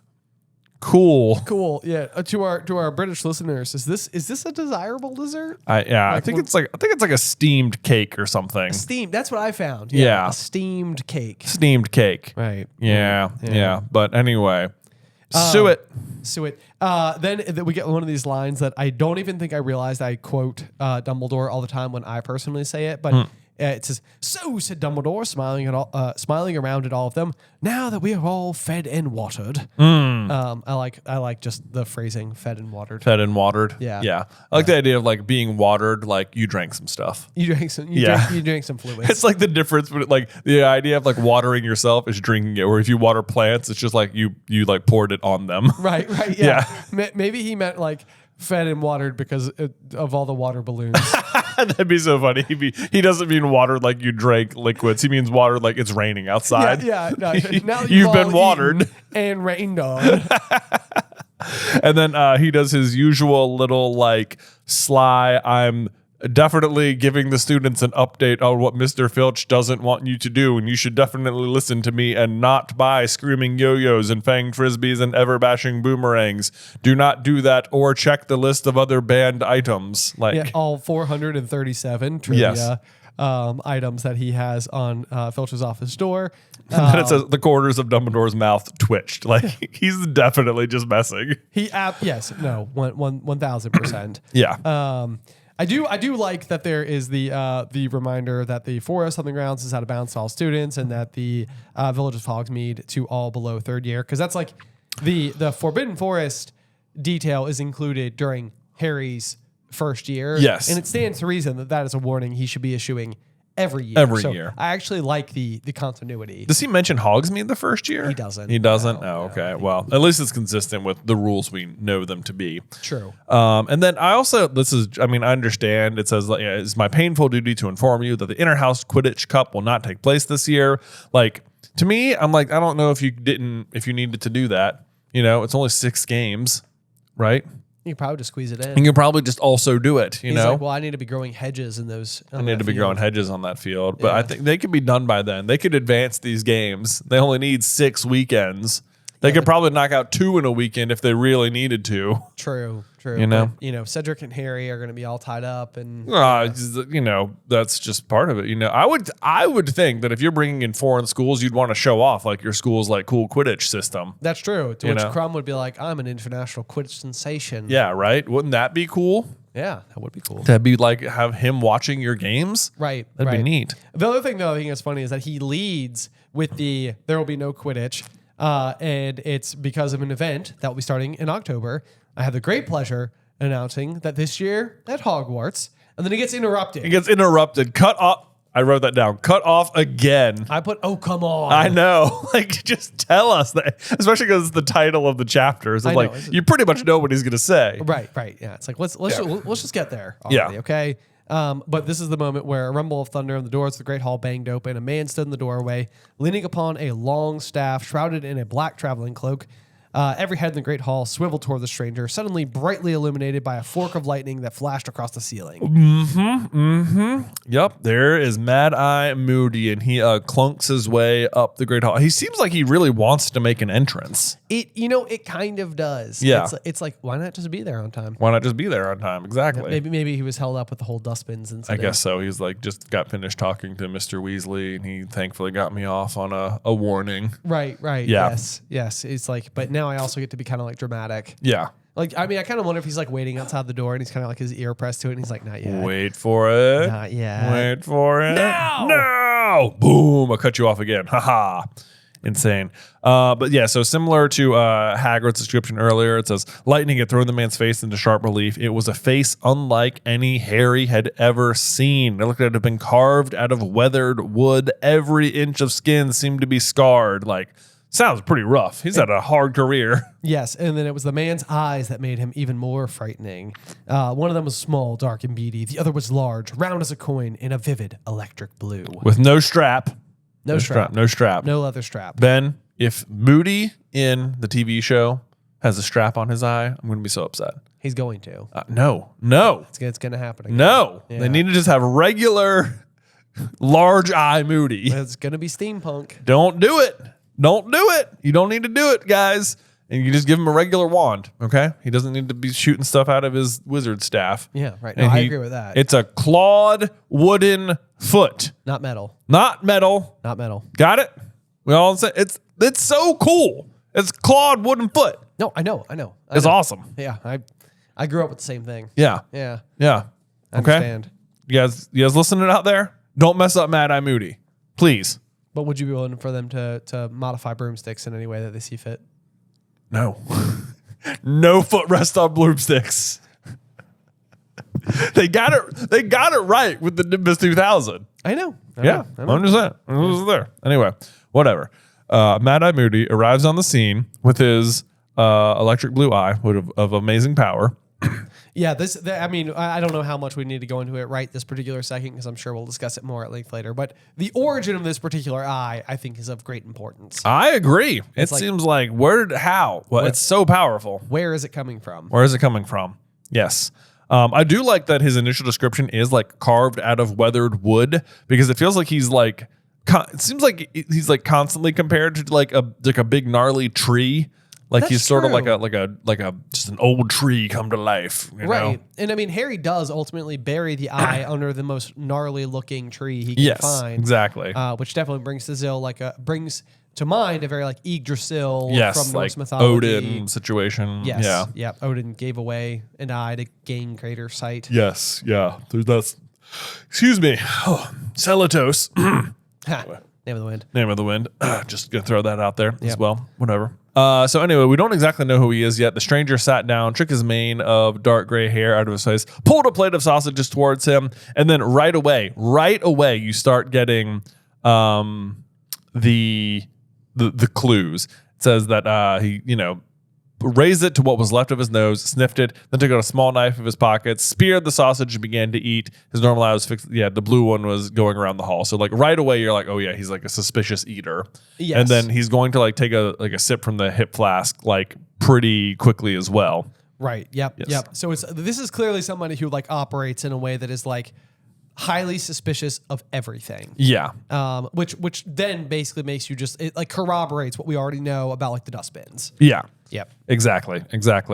Surprisingly, so Dumbledore then introduces the new Defense Against the Dark Arts professor, Professor Moody. Surprisingly, none of the staff applauses or even the students. Like everyone's just so caught off guard by him. I'm surprised the staff doesn't because like certainly they know who he is. I know. Yeah. I mean, it sounds like it says that the only two people clapping are Dumbledore and Hagrid. Yeah. Which, I mean, I guess to be fair, like they would both have been former members of the Order of the Phoenix. Was she in the first round? Yeah. Was she? I think so. Maybe that. Yeah. Yeah, I guess maybe they would know him a little bit more closer. Right. Or like Snape. Snape you wouldn't expect to applaud to anyone, That's almost true. no matter what. Especially when it comes to the Defense Against the Dark Arts position. Exactly. That's true. And the fact that it's Dumbledore and Hagrid makes you really feel like especially you can trust him. That is certainly true. Yeah. Yeah. Let's see. Then Hermione having some other bouts of rudeness here. Not only is she like, twins with the same person, but she says, "What happened to him? What happened to his face?" Which is just like a little rude. I don't know. I mean, yeah, maybe probably not the first thing you should say. Yeah, maybe not. Don't know. Ron whispered back. Yeah, like, and I mean, sorry, I lost my train of thought. That's all right. Don't know. Ron whispered back. Yeah, and so then you get the description. Like Moody is just. It doesn't really seem like he's a people pleaser. Doesn't seem like it. Yeah, he's doing his own thing. And then you do get the description. He reached again into his traveling cloak, pulled out a hip flask, and took a long draft from it. I like to think that, like, because this whole scene would probably take like, a few minutes, it seems, to take place. I like to think that like Dumbledore's just sort of like comically standing there, like with a grin on his face, like watching like the whole like class. Like, this is the reaction I was hoping for. I was like, this is good. This is good. I have waited all summer for this particular moment. I'm soaking it in, and then finally it's like, as I was saying, he said, smiling at the sea of students before him, all of whom were still gazing transfixed at Mad-Eye Moody. Yes. Just for clarity, he drinks from the hip flask. That's already the Polyjuice potion. Like, that's already what he's doing. Yes. Yeah, it's happening. Yep. But yeah, so then he finally says that we have the honor of hosting a very exciting event over the coming months, an event that has not been held for over a century. Over a century. Yep. Which, if you're like super duper keeping track, would have been in the 1890s, which is when Dumbledore would have been at school. I know. And he won every accolade the school had to offer. And I think we mathed this out. It seems, I think it is possible that Dumbledore and Grindelwald would have been a Durmstrang, and like they could have competed against each other in the Triwizard tournament. Or, yeah. It seems like it would be very plausible. I mean, you're dealing with like very, very fine hairs here, because I think that it's right now we're in the year 1994. So if you want to go 100 years back, that would put us in the year 1894, obviously. But it's over a century, so at least 101 years. Over a century, that's true. Yeah. So we know Dumbledore is born in 1881, meaning he would have started attending the school in 1892, third year. So yeah, he'd be like a second or third year. Second or third year, but there wasn't an age limit then. There wasn't an age limit then. Yeah. Which would be even more unbelievable. But again, Harry will go and compete, and he's only at fourth year, so not that much. And Dumbledore is like a unique one in a million wizard or whatever. Exactly. Yep. And then otherwise, we know that Dumbledore and Grindelwald are approximately the same age. And if it is always Durmstrang, Beauxbaton, and Hogwarts, it is. Yeah. And I mean, you'd have to imagine that Grindelwald would also be of a caliber. Yeah. That would bring him into the possibility of being selected for this. Yes. The thing is, though, I think as we're talking about, I'm like remembering a long time ago when we wrote this script about did Dumbledore compete in the Triwizard tournament. Like if they don't meet until that summer at Godric's Hollow, like after he's been expelled. Okay. So like it occurs to me that like he probably didn't compete, but this could have been part of how he knew to like find Dumbledore. That's also true. Right. Yeah, that's absolutely true. Because it does seem a little bit like Grindelwald's arrival in Godric's Hollow is no mistake. Oh, yeah. I mean, you could say it's because of the grave of Ignotus Peverell, and he's already looking for the Deathly Hallows and stuff. Right. But fast friends with Dumbledore right away. Right away. Like, he definitely intends for him to be a part of his plans. Like, it seems like his first, or he maybe even recognized him as an obstacle no matter what. It was like, well, how about this? How about I just make him my partner instead? Exactly. Yeah. Or find a way to have it so that we can't attack each other, aka blood pact. Exactly. Got to get this guy out of the way now. Right. Yep. So anyway, that's our theory that perhaps Dumbledore actually did compete the last time the Triwizard tournament was around. That's right. That's right. Yep. Let's see here. Yeah. So then the Triwizard tournament will be taking place at Hogwarts this year. You're joking, said Fred Weasley loudly. I am not joking, Mr. Weasley said. Though, now that you mention it, I did hear an excellent one over the summer about a troll, a hag, and a leprechaun who all go into a bar.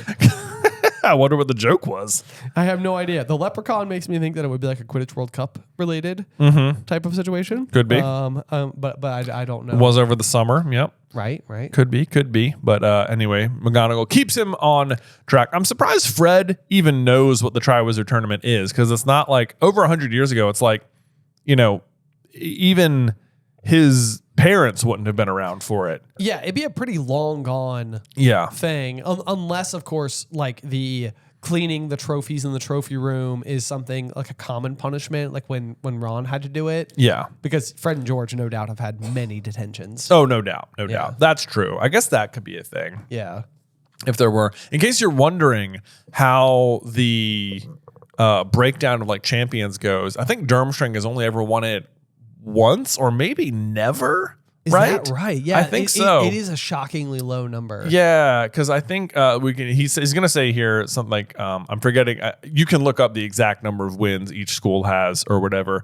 But it says the Triwizard Tournament was first established some 700 years ago as a friendly competition, and it's held once every 5 years. Hasn't been held in 100 years, so it was held for about 600 years. Divided by 5 means it's been held about 120 times. And I want to say... there's room for wiggle room there because we don't know the exact numbers. I want to say the win rate is 61 Hogwarts, 60 Beauxbaton, and 0 Durmstrang. Because it's like very neck and neck. It's very neck and neck. Yeah. Okay. Yeah. But Hogwarts is ahead. Hogwarts is ahead. I wonder if this is like one of those things where it's like because they don't teach defense against the dark arts, it's like they're not taught a lot of the things you need to know. That makes sense. It's like, because like that's of vital importance. Yeah, this is all like stuff you can find in like the Pottermore archives. Yes. Yeah, like about the records, but it is, I want to say it's like that. Like Durmstrang has only ever won like either once or not at all. Okay. Which is pretty embarrassing. Yeah, that's not good. It's not good. It's a bad record. It almost seems like it should just be like the 2 wizard tournament. I know, right? The Triwizard, sure, they're there. And Durmstrang. And Durmstrang, hey, you made it. Guys, why don't you go sit with the Hufflepuffs? Oh. No. Got him. Just offended 25% of our audience. Sorry, guys. No, I'm just joking. Anyway, so let's see here. But then it says that they decided not to continue the tournament because the death toll had mounted so high the tournament was discontinued. Okay, so that means then also that if Dumbledore did compete in the last one, that one of the contestants in that one died because it would have been the one that's like, all right, final straw. Yes. Like this has gone too far because it's not like what happens is the one before Dumbledore's goes too far and then they're like, we'll do it one more time. That one went fine. We'll stop.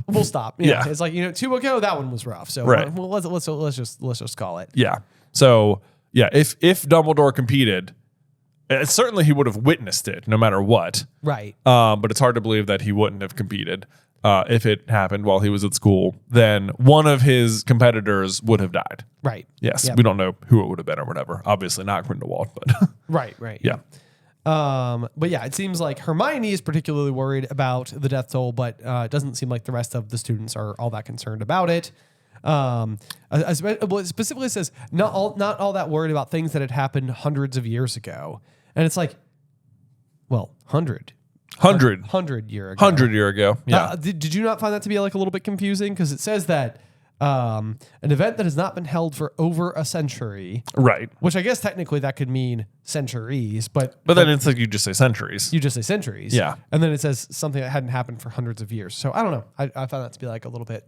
Yeah. Yeah. That's like it's like conflicting information. Exactly. Yeah. Yeah. Yeah. Over a century to me means between 101 and 199 years. I agree. Yeah.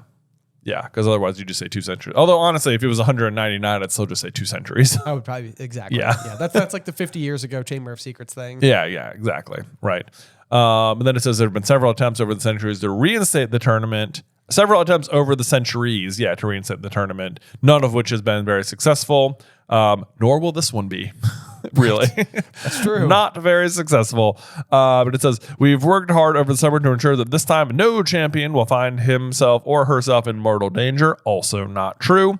Obviously, Cedric will die, but even if he doesn't die, pretty sure the dragons are mortal danger. They're like, don't worry, we got people standing by. And I'm like, doesn't really matter if they hit you first. Right. Yes. You're still dead. Right. Yes. Yeah. That like the margin for error is pretty not good on that one. Yeah. Right. I'm not loving their odds there. So I don't, like their safety standards are low at best. But right away, Fred is like, I'm going for it. His face lit with enthusiasm and the prospect of such glory and riches, which ironically, he will get the riches from this tournament. That's true. Yeah. That is absolutely true. Yep. Because Harry will end up giving him the winnings. Yep. And then Dumbledore goes on to explain the rules about how they're going to have an age line this year, to which I think the age line does not make sense. Tell me more. Okay, so he says only students who are of age, that is to say 17 years or older, will be allowed to put forward their names for considerations, and it's unlikely that students below 6th and 7th year will be able to cope with them. No underage student hoodwinks our impartial judge, making them Hogwarts champion, right? Okay, so it seems silly to me because the goblet is the one choosing who will compete in the tournament. And it feels like the goblet should be able to tell whether or not you're ready to compete in the tournament. I agree. So it's like, there's no point in just let everyone put their names in, because if you're not good enough to do it, the goblet just won't pick you. Right. So like if Dennis Creevy just is excited because it's like, wow, and you got to enter. Yeah. Like, it's like it won't pick him. It's not going to pick him. That would be nonsense. Because he's not ready. Why would it ever pick him over Cedric? Exactly. Right. Like there's no, to me, the whole age line thing is just sort of like, it doesn't really make sense to not let Fred and George put their names in, because like, if the goblet picks them, it means that they are qualified. Exactly. Yeah. Yeah, it's a good point. I think that there's two schools of thought basically there. One of them could just sort of be like, would Harry have put his name in for funsies had there not been an age line? Or right. like then it creates the conflict with Ron, because Ron's like, well, if you figured out how to do it, you could have told me, and like I could have done it too. Right. Which also ends up being a thing. The other is possibly attempting to establish this coming of age in the wizarding world at 17. Yeah, true. Because I don't think this has been mentioned so far, and it is of vital plot importance as we move forward. It is. Once you reach age 17 is when the trace is removed from you, and you are, as far as the wizarding community is concerned, in air quotes, not even in air quotes, you are an adult. Right. So that could be yes, part of it. That could be part of it as well, just establishing that. I also think it's interesting. He says there will be an impartial judge who will select the champions or whatever. And that like no underage student will, I'll be ensuring no underage students hoodwinks our impartial judge, making them Hogwarts champion. Which to me is that like there's an impartial judge, but your assessment that it is unlikely that students below 6th and 7th year will be able to cope with the challenges is partial judging, if you ask me. Like that's not impartial judging. Oh, because you've diluted like the potential pool of. Yeah, exactly. Yes. Yeah. Although I get to, also a number, he says, I will be ensuring no underage student hoodwinks the impartial judge. So like an of age student, however, they could do it. But that's true. Right. Yeah. An of age or professor pretending to be another person. I was going to say, because that's exactly what happens. That's exactly what happens. It's even hilarious that it's like it can't be hoodwinked. It can. It can, and it is. And it is. Yeah. And not in like a super satisfying way. It's just like how do you do it? It's like, yeah, it's like a confundus charm. I just did it. I just did it. I made it think that there were 4 schools instead of 3. Which doesn't even seem like it should be possible in the coding of the cup. Of the cup. Yeah. Yeah. Like I'm also just like, does the cup know what the challenges are going to be? Does the goblet know? Yeah. Barty Crouch Sr. is just like sitting there without at his desk, like explaining all the details. Like, okay, test number 1 is going to be dragons. It's going to be dragons. Yeah. I like that idea. Yeah. So also, how quickly do they have to mobilize to find a 4th dragon? Oh, I know. Pretty quick. Yeah. When it's like, oh, there's 4 What do you think the 4th one was? Has to be the Horntail. You think the Horntail that wasn't in there initially? I mean, it feels like they're like, we got 1 left here at the ranch, and boy, howdy, it's mean. I feel like, isn't there a Commonwealth screen? Isn't that one of them? There is. I feel like that's the 4th one. Because it's just sort of like, it's like, oh god, we got to get another one real quick. Because you also know Harry is a contender. Like, if you're like, okay, all right, we have the Horntail, the Fireball, the Short Snout. Yeah, those are going to be our big 3. They're pretty dangerous. Like if you don't have the Horntail in there, it means you have the Welsh Green and the Fireball and the Short Snout in there. And they're like, okay, problem. Harry Potter, youngest champion, is now in the fray. Right. Like, what, we need a 4th dragon now for a 4th champion. What should we get?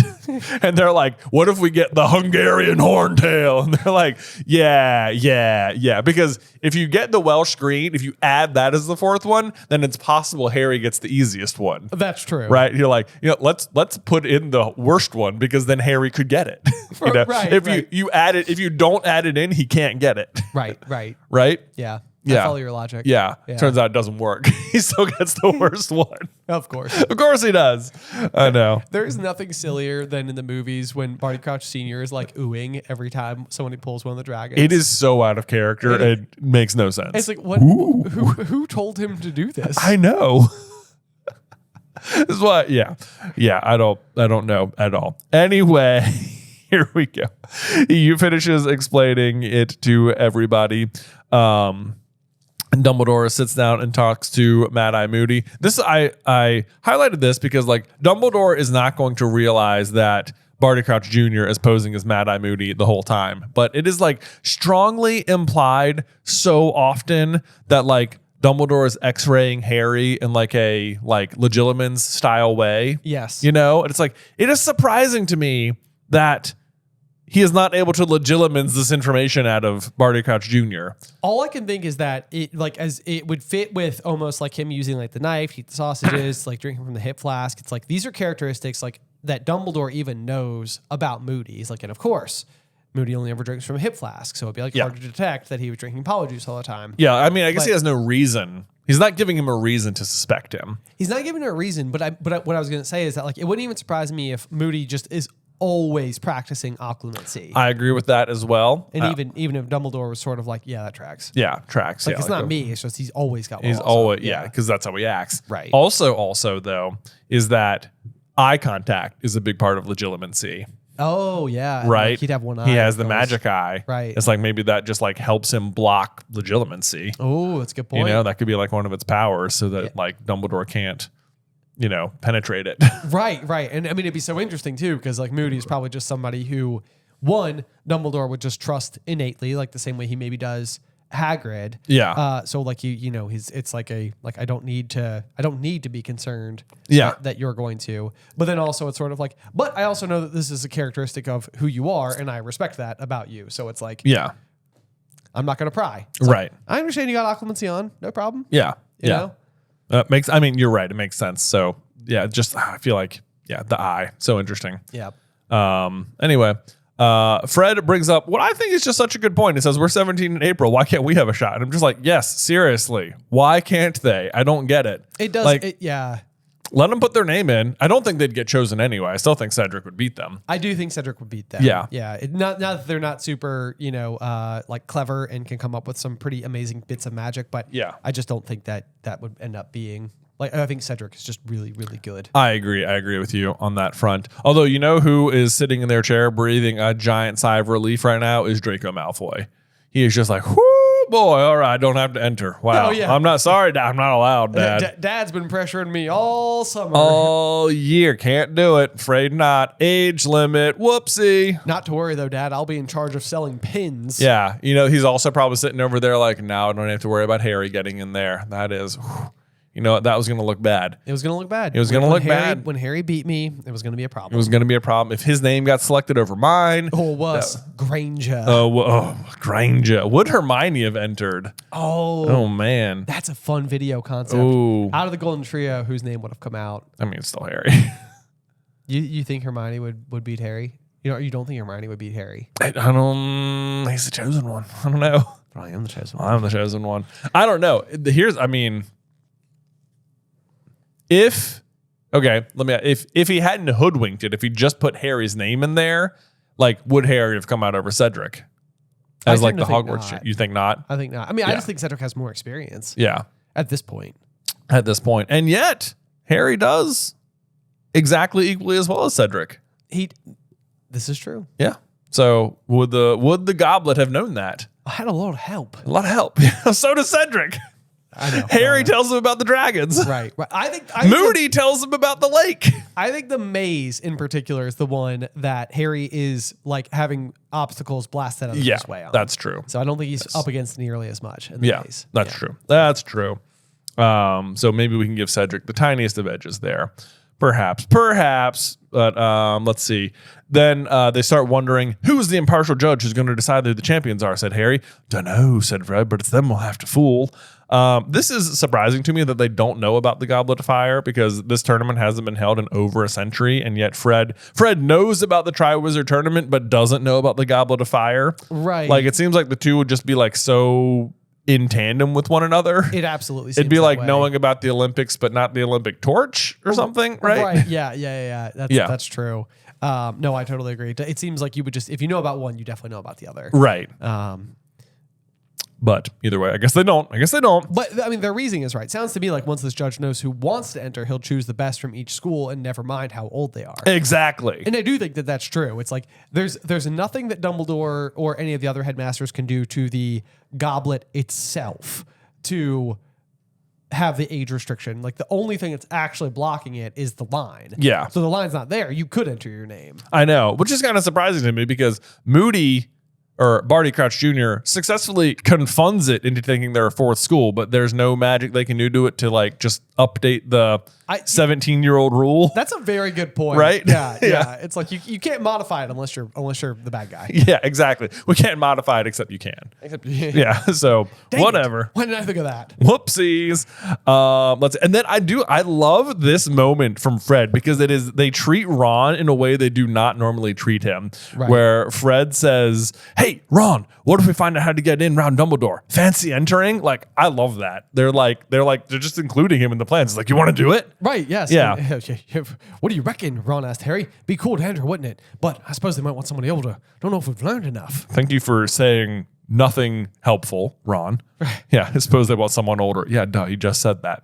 Yeah. Right, yeah. Yeah. Then you got Neville chiming in as well. Expect my gran want me to try though. She's always going on how I should be upholding the family honor. And I was like, you know what? If your gran wanted you to enter, maybe she should have taken a Quidditch World Cup earlier this summer. That's exactly right. I mean, I'm sorry, come on. Get exposed to the bigger world out there. Exactly. But then as he's saying there, it says, "Oops!" Neville's foot had sunk right through the step halfway up the staircase. Yep. So up until now, and this is another one I went and checked. We've been told that there are trick staircases. Yeah. But not that there's like a trick step. So this is otherwise just set up for later when Harry is going to get caught in this exact same staircase. This is exactly. I wrote the same thing. Just egg set up. This is where he's going to get. He's going to get stuck in the stairs. Drop the egg. Moody, Snape, everyone's going to descend on the scene. Yes. It's like, why is everybody up in the middle of the night? Why is everyone in the middle of the night? Yeah. Right. Because they're stealing potion ingredients and looking for the people stealing potion ingredients. They're up for the same reason. Yeah, for the same reason. Yeah. Turns out. And you don't even see it. Right. It's so good. It's such good. Anyway, whatever. They get up to the Gryffindor common room, and we get the first password of the year, Boulder Dash, said George. A prefect downstairs told me. Like, okay, I guess so. Where is everybody else? Like, how is this? I know. How'd they get up there so much faster? Right. Yeah. Who is the prefix now? Because Percy's gone, right? And like Fred and George, otherwise they have been officially passed for consideration. Yes. Yeah. Yeah. That's kind of funny. I mean, it sort of makes sense too. I mean, it absolutely makes sense. Yeah, they're given a lot of like, responsibility. Yeah, they don't want it. They don't want it. Can you imagine only one of them having it? Could it be like Angelina Johnson? I guess it could be. Or Katie Bell? Well, Angelina gets the captainship next year, so that means and that's her last year. So Angelina could be a prefect, yeah. Yeah. Or Katie. I guess Katie could be. She's a year older than Harry, so that would be in the right. Is that the right spot? No. Because they're 2 years older. Okay. Right. Yeah, No, they're not. Right? Are they? Yeah. They're in their 6th year. Yes, because they didn't get enough OWLs, and Miss Weasley was yelling at them earlier. Oh, you mean Fred and George? Fred and George. Yes. Yeah. Fred and George are. Fred and George are in their 6th year. Okay. Yes, and Angelina is in the same year as them because next year she'll be the Quidditch captain. Okay. Yes. Okay. Boom. We got it. The following year, Harry will be the Quidditch captain. Katie Bell will be. So Katie could be a Gryffindor prefect right now. So because Katie's still around as of 6th year. Yes. Because she's the one attacked. Yeah, she's the one attacked. So she's the 7th year that year. So she gets passed over for Quidditch captain in favor of Harry. Ooh. The T, Dumbledore. The T. How does that feel, Katie? Probably not good. Probably not good. Yep. Nope. But then they get into the common room full of squashy armchairs. Great use of the word squashy. Yes, indeed. Yeah. Let's see. They get up to their dormitory where Dean is tacking up a poster of Victor Crumb next to his West Ham football. I think it's bold of Dean to tack up a Victor Crumb poster when his best friend is Seamus, who's from Ireland and a huge supporter. Yeah. I agree. I mean, maybe he's just doing it like. He's like, hey, Seamus, look who's here. That's like a good old fashioned like friend, just like ribbing friends. Like, Absolutely. I'm gonna be so annoying. Yeah. And then let's see, they get into bed. A house elf, no doubt, had placed warming pans between the sheets. This is another thing where it's like, it feels like you could just magically make the sheets warm. It does seem that way. Right. You need, whatever it is, warming pans. Right. Yeah. I don't know. Doesn't feel like you need them, but. Not that I need it to be done by a house elf, but it does sound remarkably cozy. It does sound cozy. Yeah.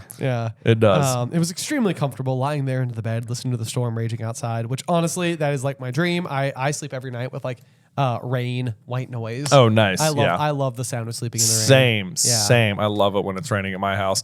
And then I think this is kind of funny. It says, I might go in for it, Ron said sleepily through the darkness. If Fred and George find out how to the tournament. And I'm like, Ron, listen to yourself. If they figure out how to trick the cup, it seems like they've already beaten you. Right. Yes. Like, if you're not contributing to the hoodwinking, then you're probably not. You got to hoodwink it yourself, dude. You can't just follow, Right. Yeah. But again, you kind of have one of these moments where Harry is just sort of like getting the opportunity to daydream a little bit. He's picturing himself becoming Hogwarts champion, and then he imagines himself as the winner of the Triwizard tournament, and Cho's face is standing out particularly clearly in the blurred crowd. Yeah, I love this whole scene. Yeah, her face glowing with admiration. Harry grinned into his pillow. This is such like a 14-year-old. Yeah, boy. That's exactly right. I am fairly like, so me going back to like my like high school cross country days, like I was like fine. Like I wasn't like exceptional or anything like that. But like I think every night before like a big meet game, I would like lie in bed and be like, what if I just like win? What if I just start running and I just like something shakes free. All of a sudden it's like, oh, I am better than I thought I was, and I'm capable of winning this race all of a sudden. Yeah. And it's like no. Yeah. But I mean, you got a dream. You have the dream. As you fall asleep every night. Exactly. Yeah. I do like the scene. It's like you're reading it and I'm like, I remember being 14 and, laying in bed like this. Yes, exactly. So good little moment for Harry though. Although unfortunately, it feels more like what will ultimately happen, is he will win the Triwizard tournament and Cho's face is going to stand out particularly clearly because she is devastated. She's devastated and mostly crying. Yeah. Clearly in the blurred crowd, but her, it's going to be blurry with tears. Yes, that's exactly it. Not great. So that brings us to the end of chapter 12. It sure does. We made it through another chapter. I would say an hour and 40 minutes is succinct. Would Succinct. We could have talked way more. Yeah. Well, we still have a review to do here. I was going to say, do you have a review for us? I sure do, Ben. And we said we'd talk about it later, but this is from Jack Joe 64. It says, hey, brother, I've been binging this podcast for the past few months now, and I absolutely love the thought and care you guys go into with each chapter and the theories that come up to me. My question is, what if Mad Eye's Moody's eye is an unknown hallow? I bring this up because when we see the symbol of the Deathly Hallow from Xenophilius drawing it, there looks to be an eye like the symbol in the middle. Would love to know your thoughts. Oh man, I know. Moody's eye a hallow of sorts. It is. I mean, it is a question we've thought about a bunch of times. I honestly feel like this could be like a very upcoming video. Yeah, I mean, and I do think that we've tried to tackle it on numerous occasions, and it's just hard to sort of know whether or not like there's a little bit of like homage being paid to Odin's all-seeing eye. Yeah. Because it does feel like, the fact that the eye ends up being like buried beneath the tree, and it sort of is like, this very like gnarly thing that's like, Yggdrasil from, again, Norse mythology, as we said before. So it's possible that like that's what we're borrowing from, like, and that's the size of it. The most exceptional thing that we ever see the eye do is see through the invisibility cloak. But it's pretty exceptional. It's pretty exceptional. Yeah. I mean, that's like, and especially because like up until now, we've known that Harry's had an invisibility cloak, but like we'll also learn by the end of this book that Barty Crouch Jr. is hiding underneath one at the Quidditch World Cup. And as far as anybody's concerned, Winky is just there by themselves. So it's just like, that's that. And then I think we'll eventually also learn that the Order of the Phoenix has an invisibility cloak that they're using, that they're kind of rotating through for watches while they're doing everything at the Ministry. So it's like these things exist, but then there does end up kind of like eventually being the description where like Harry's cloak is like perfect, like, and it's like it's it's like almost like woven like water. You know, it's got this like, it's like you start to realize like there is something different about the materials involved here. And that's like what ultimately really elevates it. But as of Goblet, when we see that scene, we don't know quite to that extent yet. So that's like one of those things where it's like, right. You know, what like, was it always a Hallow? Does Moody seeing through it like sort of like undermine its importance, or does it just elevate Moody's eye? Right. You know, and by the rules of the canon that you and I follow, it has to elevate his eye. Right. Because we don't want to downgrade the cloak. Right. We don't want to downgrade the cloak, which means the fact that he can see through it is, I mean, it's pretty powerful. There's a couple of explanations you could go with here.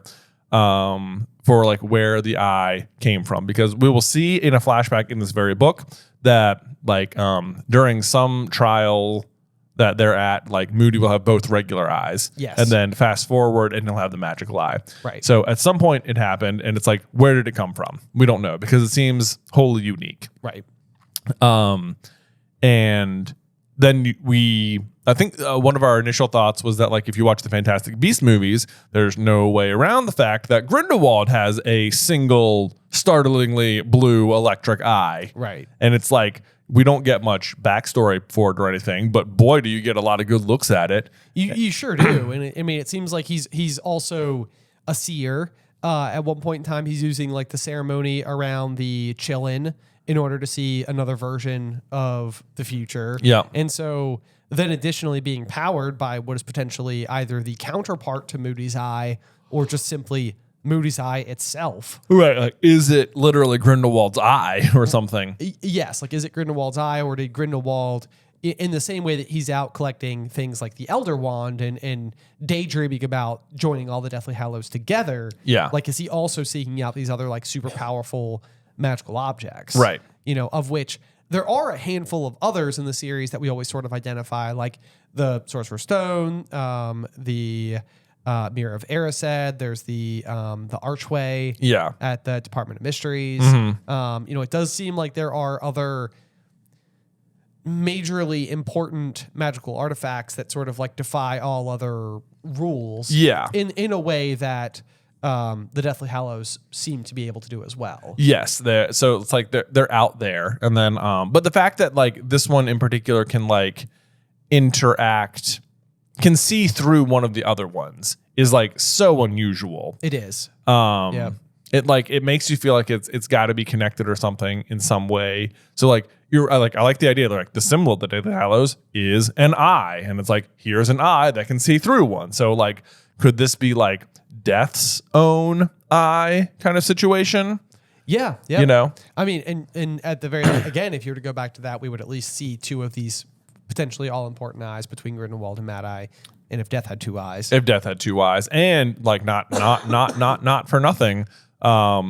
We recently made a theory when we were reading Prisoner of Azkaban that like Death is just like like a really like a superpowered Dementor. Yes. But like Dementors are notably blind.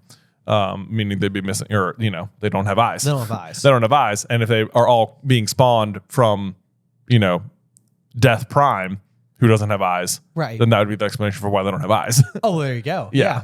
Right. It's like there's one eye, here's another eye. There's both of them. Right. I never thought they could be two different. That they're the two different eyes. That's a fun thought. From Death. From Death himself. Yeah, they could kind of like both pull this maneuver. But like Grindelwald is not far removed from the Deathly Hallows either. He literally has the Elder Wand for a while, and we know he's hunting the other one. So it wouldn't be that weird if he like discovered he finds the eye, and it's like maybe it's not one of them, but it's like it's pretty close.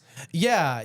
I mean, and it's very interesting as well though, because I mean, the invisibility cloak is used to hide from Death, right? And so that would mean that there's a piece missing from the original story of the Tale of the Three Brothers, right? If somehow it's Death's own eyes that are being taken, it would almost be, and it's kind of interesting because within the world, the prominence, the importance of the number 4 between like the 4 founders of Hogwarts is not nothing, right? So like it's like we always think like Deathly Hallows refers to the 3 that we know about, but it would also be very interesting if what you have going on is there are the 3 Hallows that form the symbolic eye, right? And the eye is like the Yeah, the one altogether of Right. them. Yeah. But they're like Death also can't find the third brother ever. That's what I Right. mean. So Yeah, the eye yeah. would have to have been taken. It has to, yeah, or the eyes would have had to have been taken Right. via some other story. So that would be interesting, but I don't hate it. Yeah. Either. That's pretty interesting.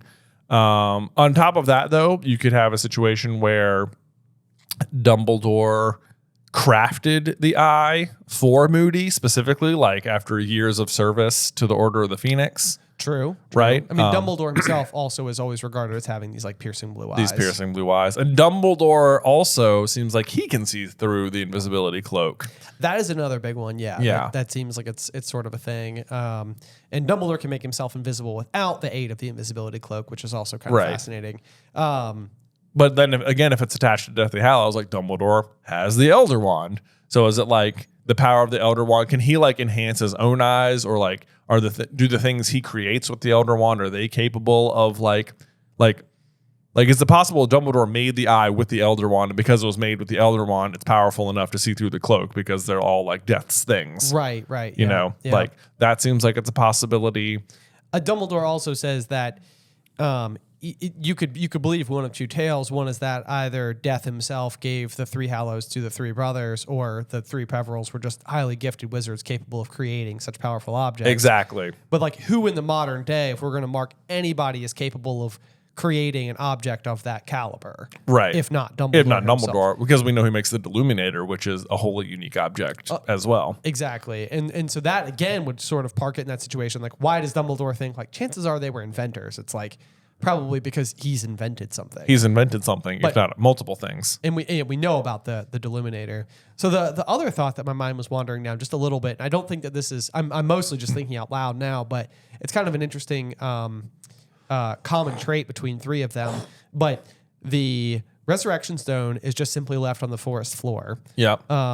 The wand is returned to Dumbledore's grave. Yep. And Moody's eye is buried underneath a tree. Right. So like they're all kind of, those three are all brought back to nature. Right. In a kind of like similar way. Yeah. You know, like, I mean, I guess Dumbledore's grave isn't necessarily like nature, but they're all almost like put back to the ground. Yeah. You know, in the end. And then the cloak obviously is the one that Harry keeps. Yeah. So it would sort of make you wonder like if these things are like almost, but my mind is almost thinking a little bit about like the world of Pandora and Avatar and how like everything is sort of part of like Circle of Life. Yeah. Yeah. It's almost like you could put the magic back to let it come back out. Oh, that'd be so interesting in like a future Hogwarts thing if there's just like wherever the Resurrection Stone like took root in the ground or something. Well, if it like grew something. Well, think about Slytherin's wand. No, I know exactly. Yeah, that's made of wood to begin with. It is made of wood to begin with, but you can't bury a stick and grow a tree, but that is what happens. That is what happens. You're right. Like, and this would be burying a stone and growing a tree. I guess it doesn't have to be a tree. Right, but, yeah, like something comes out of it. Right, it could be like the well of the dead or something. Oh my gosh, I love that. That's pretty crazy. That'd be crazy. Like you can go visit this pool and it's like the Mufasa pool in Lion King. Yeah. Right? Yeah. Simba, you have forgotten me. No. Remember who you are. Right. We are off the rails at this point in time. We're almost 2 hours in. Anyway, guys, thank you guys so much, as always, for tuning into this week's episode. As a reminder, it seems like people have been kind of jazzed about the early access and ad-free elements that we do offer over on Patreon. But we also have the Owlry. So I don't know if you're ever watching the video format, you might see our little snowy owl here hanging out in the corner. That's Gumpine. That's Gumpine. That's not Hedwig, not to be confused, although I can see the resemblance, but, you know, decidedly a different owl altogether. Kind of better looking. I think so. Yeah. I think so. Yeah. Kind of like if Hedwig had like a really cool cousin. Exactly. It's like Bill in owl form. Exactly. Yeah. Exactly. He's Maybe we should get Gumpine an earring. An earring. Yeah, I love it. Oh my God, that would be so great. Gumpine will also be with us on tour, so in case you guys want to meet Gumpine in person. And then you can get the Gumpine pins. That's right. Yeah. He's been all over the country. It's been a lot of fun. But yeah, also we have over on Patreon the Owlry, which is where once a week we have questions very similar to our review questions that are submitted by patrons over there. And we answer them in about an extra 20 to 30 minute episode each week. It's a lot of fun. And we end up getting amazing. I think it is literally like doing this project has expanded our own comprehension of the story a lot. No doubt. But I also think that this is the part of the community that we're creating here, where like those listeners at home who are like, I have a thought that like you guys haven't brought up yet, and it's sort of like it is so often the case where it's like, wow, that's a cool question. Great thought. So we really enjoy answering those, and of course, if you do sign up for an annual membership, not only do you get ad-free, early access, Allery access, all those types of things, but we will also send you one of our pages from our books here themselves. Once we finish each of them, we go through, we cut the spine off, and we will go through, sign every single page for you, and send them out. Yes. And then each year that you re-up, we'll send you a new page. Right. So if you're already an annual, patron, then you'll get another one. Yes, exactly. Yeah. Exactly. So patreon.com/through the Griffin door. Yes.